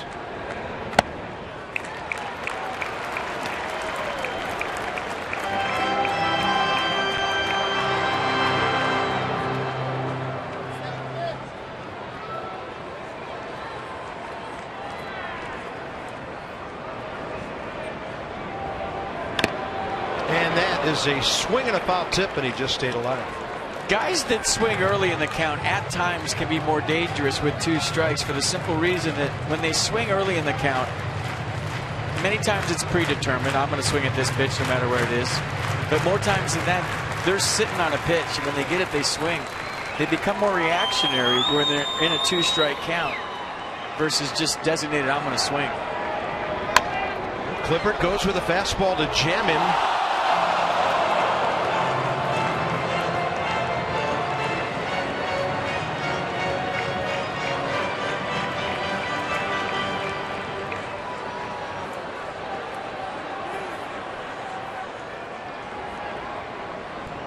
Two to the leadoff man. And that changeup ended off way off the plate. That's a perfect example. He's swinging at that. But now 2 strikes. He's protecting. He's got more of an idea of the strike zone. He's not hitting 313 because he just goes up there and wails every single time. I mean, you can't hit 300 just by swinging at every single pitch. Nobody throw you a strike. Clippard with a challenge fastball. Straight back it goes.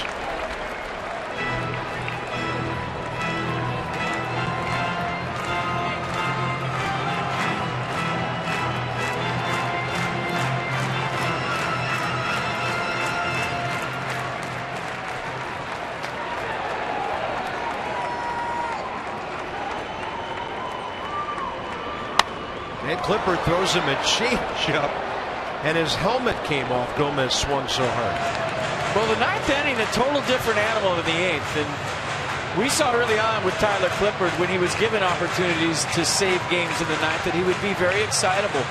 So, you know, giving Soriano a day off right here, Tyler Clippard in a whole new world, getting those last 3 outs of the ball game, a whole different story from a mental standpoint. 3-2, and he strikes him out.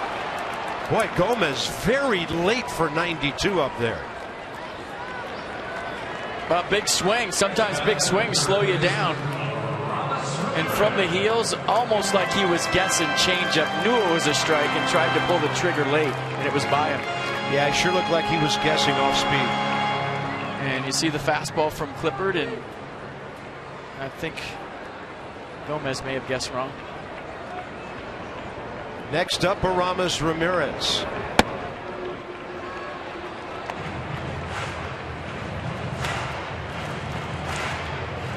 So the 18-game hitting streak of Gomez over.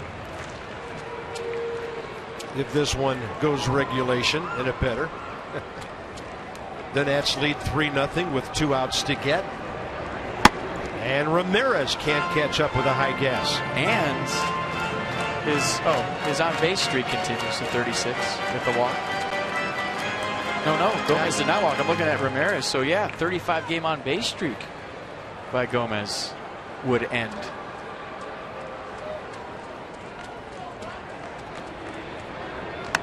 So look at that changeup, slowed down Ramirez bat. Well, this is a pitching staff that can put an end to a few things. The Nats coming in at 3.04 with the staff ERA. You just don't come into Miller Park and do this as a rule. Well, the old adage, right? Good pitching. It's good hitting. And then the fastball by him. Clipper changing speeds and stymieing a couple of good power hitters here. And 92 miles an hour, this one on the block away, and Ramirez late as well.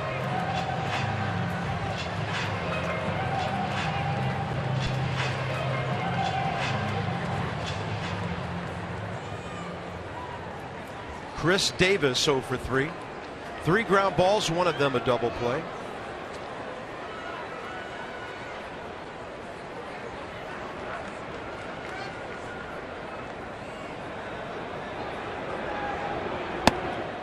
And that's the breaking ball that stays upstairs.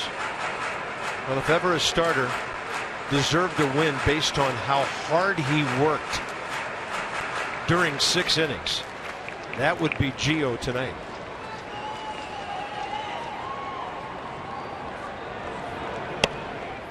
Changeup looked like a really good pitch, and I think Tyler crossed up the umpire with that one.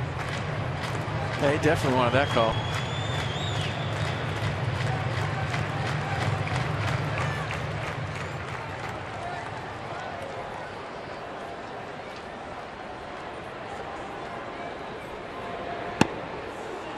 And then 90 unhittable. Well, one thing you know about the Brewers for future games is down by 3 runs, they're not taking a strike. It's back to the whole aggressive thing we talked about earlier. That's perfect.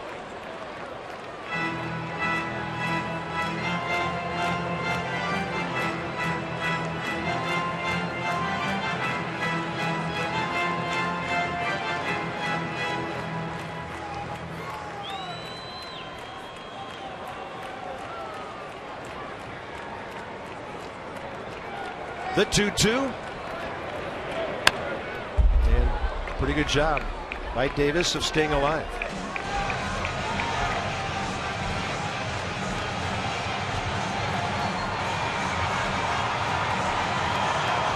Tried to bury the split, just left it up a hair.